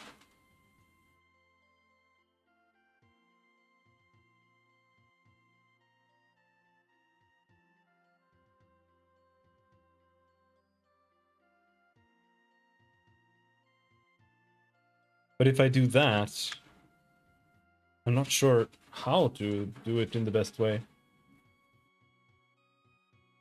I'm making a turn-based RPG. Right now I'm just working on like targeting and stuff. Generating ranges and drawing ranges as tiles.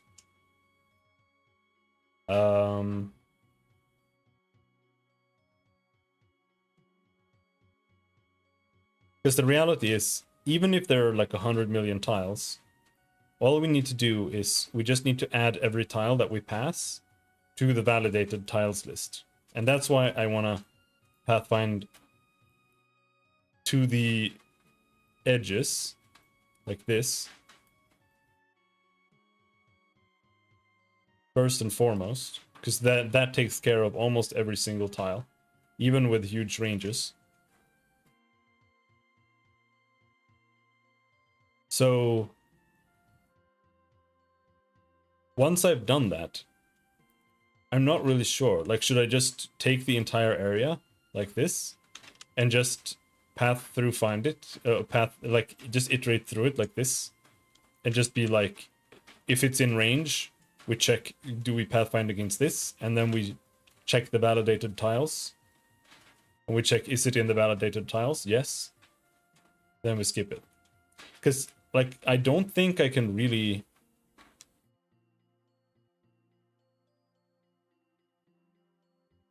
The only other way to do it, in my opinion, is to generate two lists. First, we take this, and then we calculate which tiles belong inside of this circle. And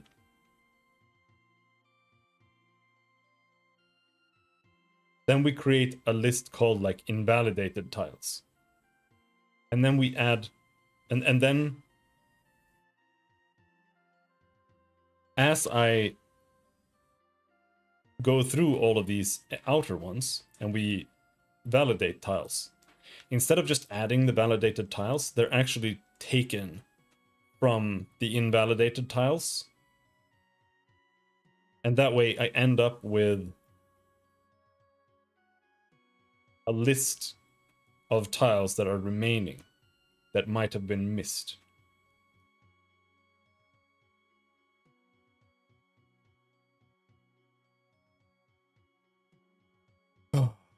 What's my progress? Well, we've got combat working, mostly. I'm trying to implement more skills and abilities and stuff, but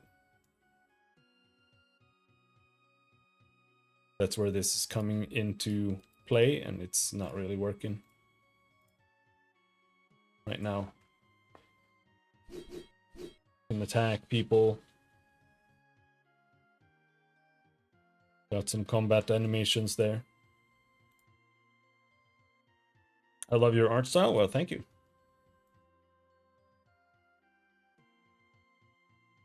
The environment is really just placeholder right now, but the sprites need to change a bit, but they are working.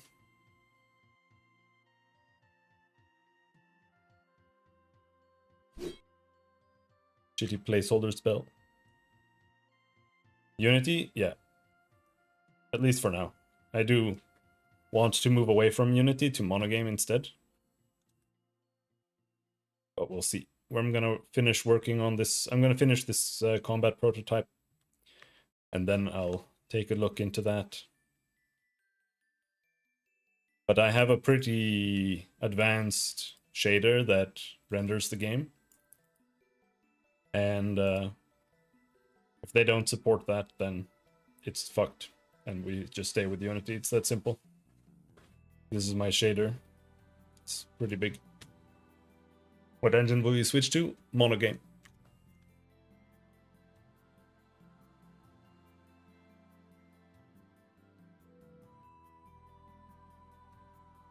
Because they are... Monogame and Unity are pretty much the same engine. They're from the same base. Unity is just like monogame with front end. Have you tried Godot? Yeah, or Godot, or whatever. Yeah, I've tried it. I don't like it. It's okay.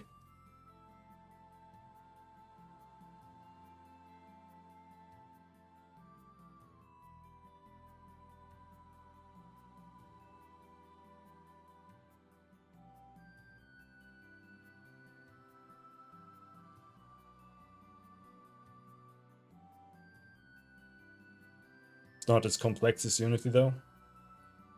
I really wouldn't really use Godot for anything.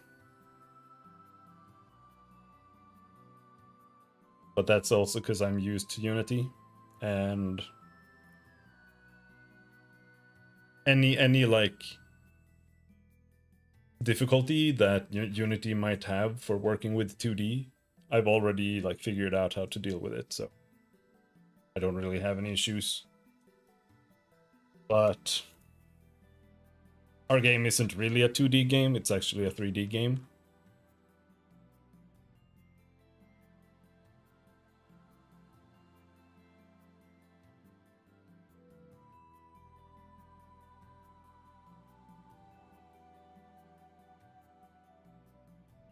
You can walk inside buildings. You can see the shadows cast on walls and whatnot. Right now, they can cast on other characters, but right now they can't because it's bugged.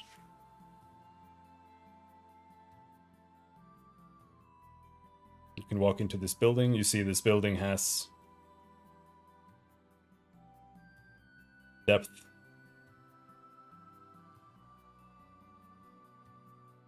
It's actually a voxel engine. It's not a 2D pixel engine.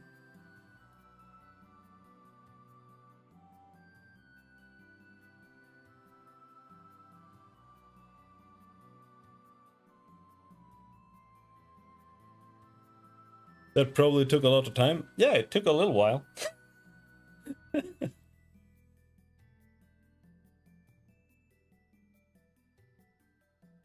Took a little while. It also has dynamic shadow casting and light casting. I don't right now have a torch functioning, so I can't actually place a light source. But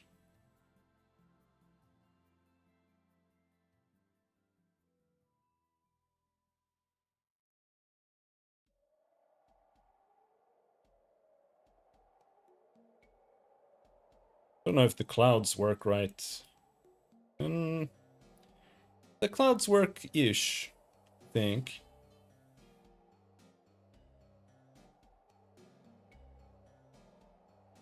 But we also have time of day here. We switch the time scale to 0. And we can move the shadows based on time of day.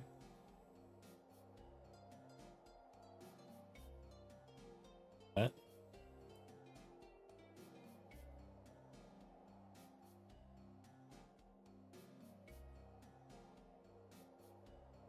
Game runs really poorly when you have the system controller open though.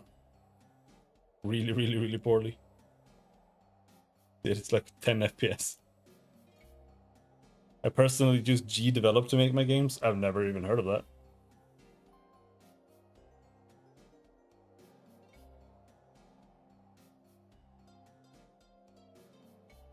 As long as it works.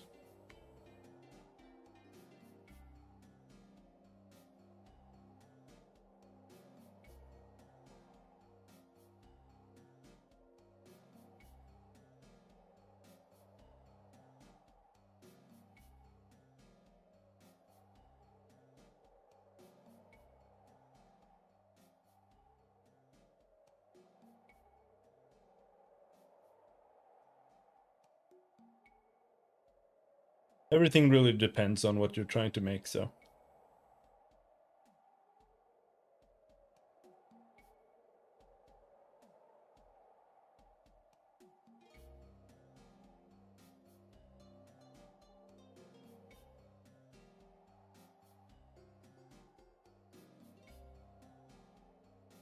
Let's check again. What have we got?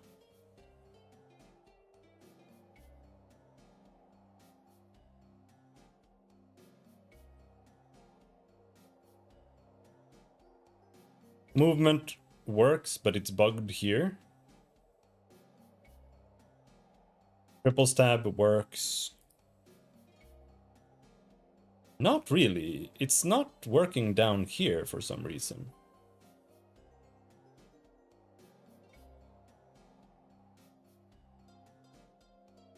Maybe there's just a number. It's wrong.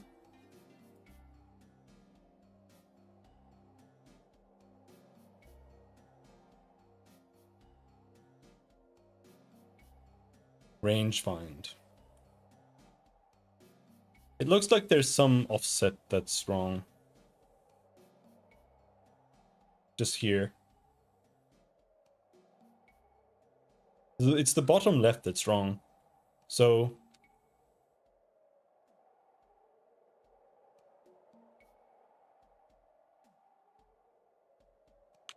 target to add.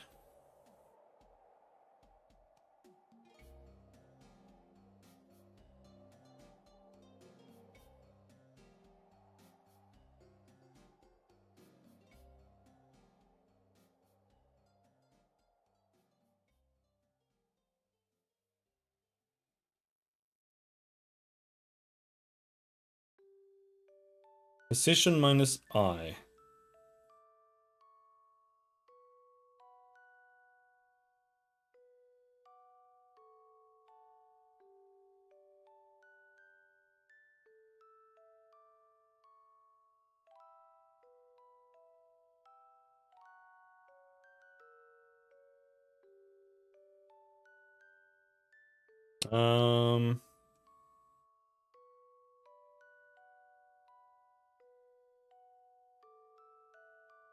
Gotta go. All right, take care.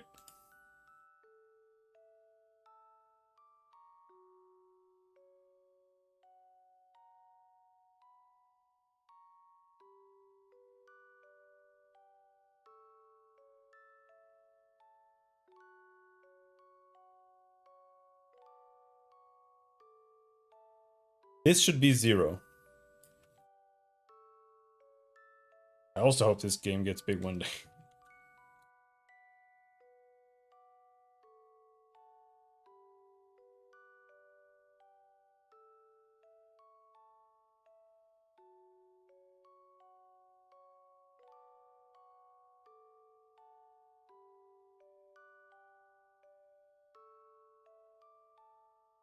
No, why?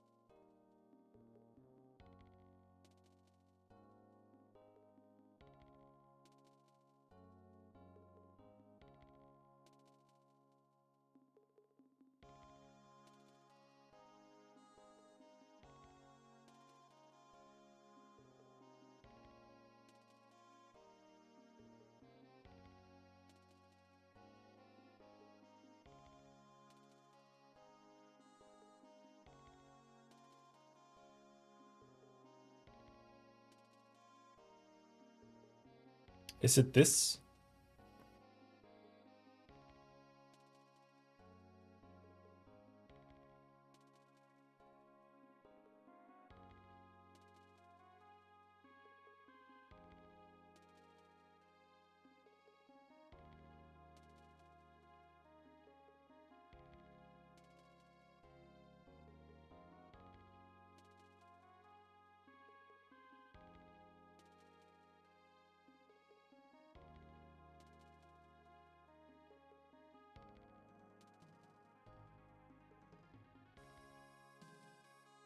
Ah, here. Maybe. Maybe this is it.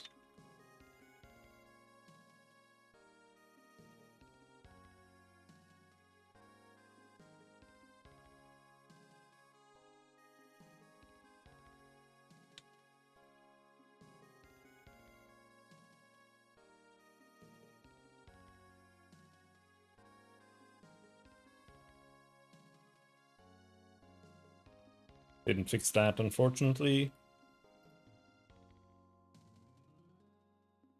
also didn't fix that. What? Okay, 1, 2, 3. 1, 2, 3, 4.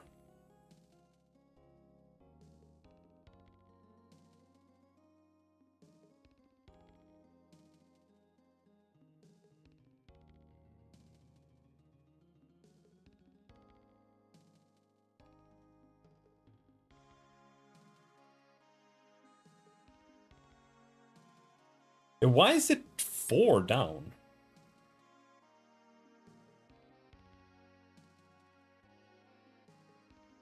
There's just some typo somewhere, I think.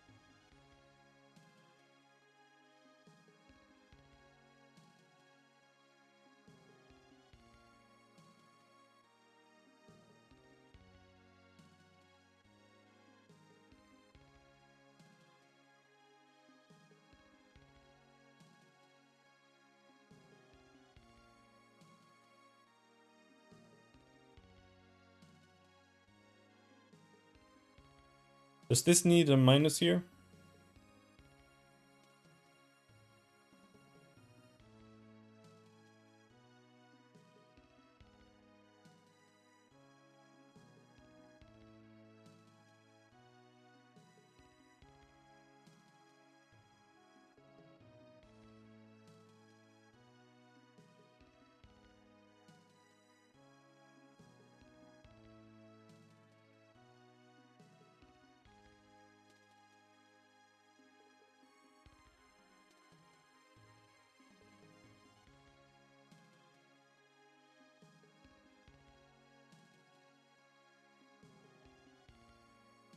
Oh, why?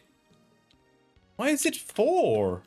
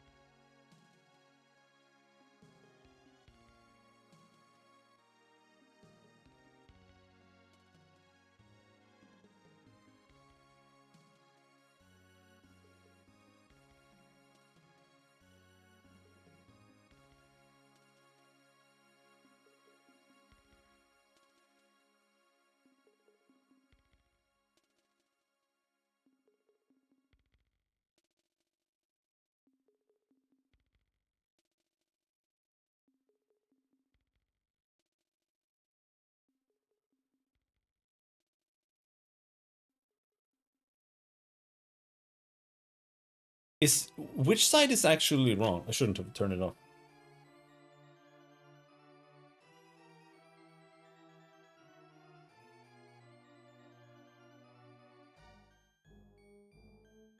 Is it the right or the left side? Because I think both. I think both are kind of wrong. Because here, if we look here, down here, this is 4, but here it's correct. Like here it's 3 all the way here. 1, 2, 3, 1, 2, 3, 1, 2, 3, 1, 2, 3.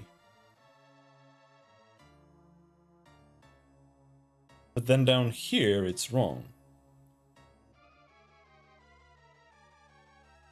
And it's also missing this here for some reason.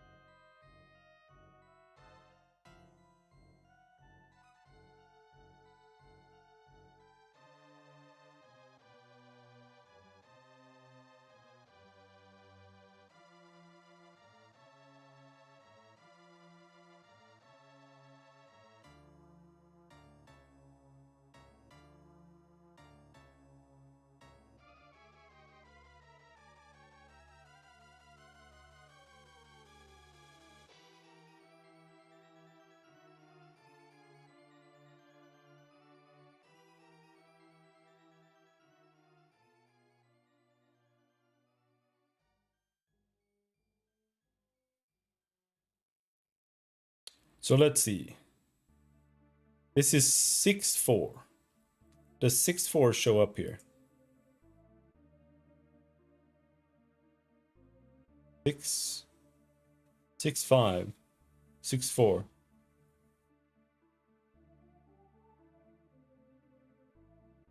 Okay. So since this is happening here,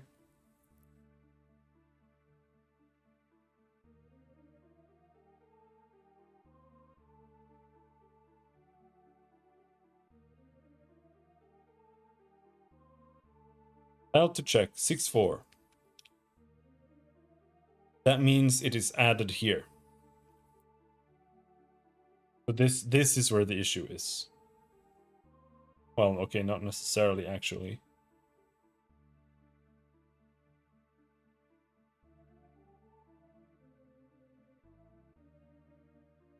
What if we do it here instead?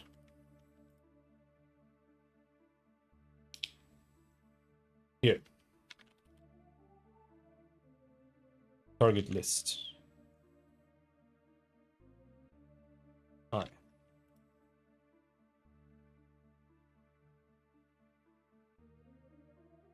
Without the offset, because it's the offsetting there that might be wrong somehow.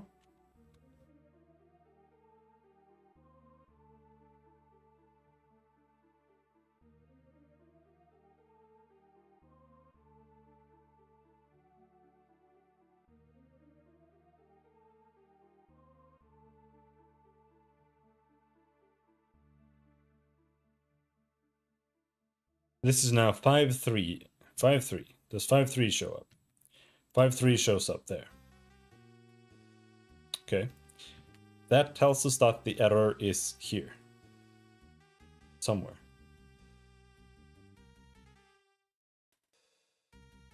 And how can that be? So if we have a range of 3,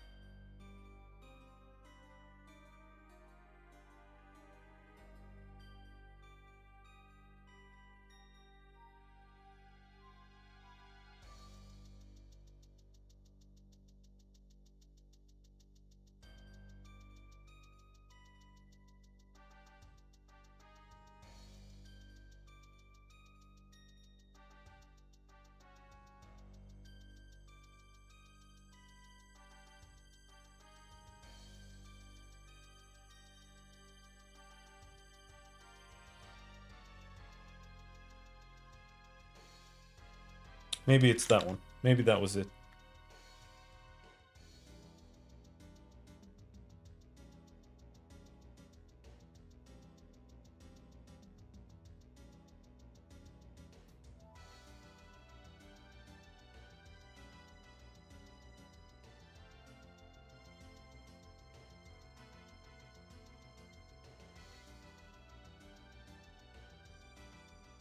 That was half it.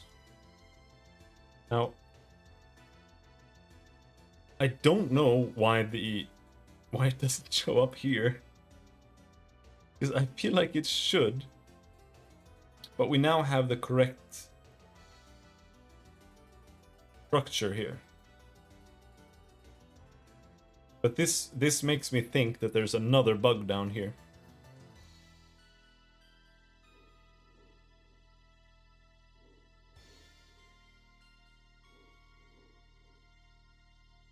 But it is the right size now.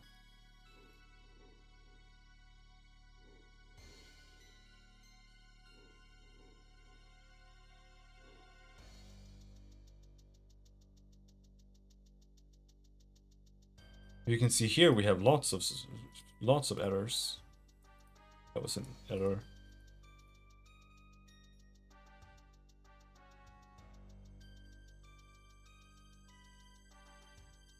So just doing the casting doesn't really work.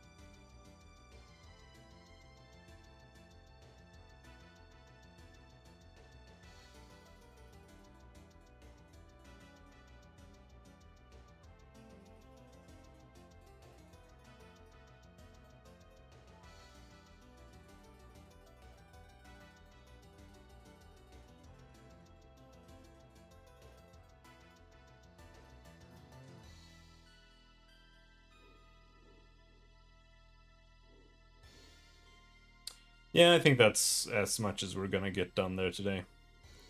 I don't really know what the best approach would be here to solve this issue. Because right now, I'm casting a ray from the edge of the character, or from the center of the character, really, to each edge tile here. And I was hoping I wouldn't get this kind of stuff. But it seems that I am. And quite a lot more than I anticipated. This doesn't even feel like it would be accurate.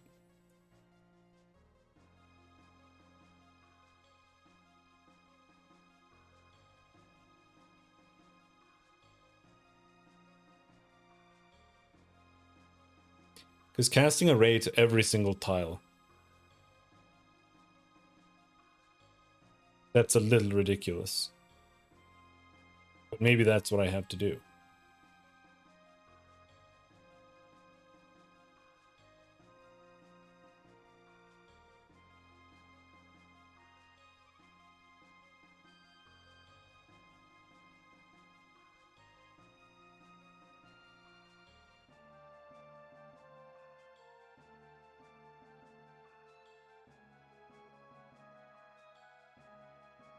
It might be fine. Like, doing that might be fine. Especially if I multi-thread it. Might be fine.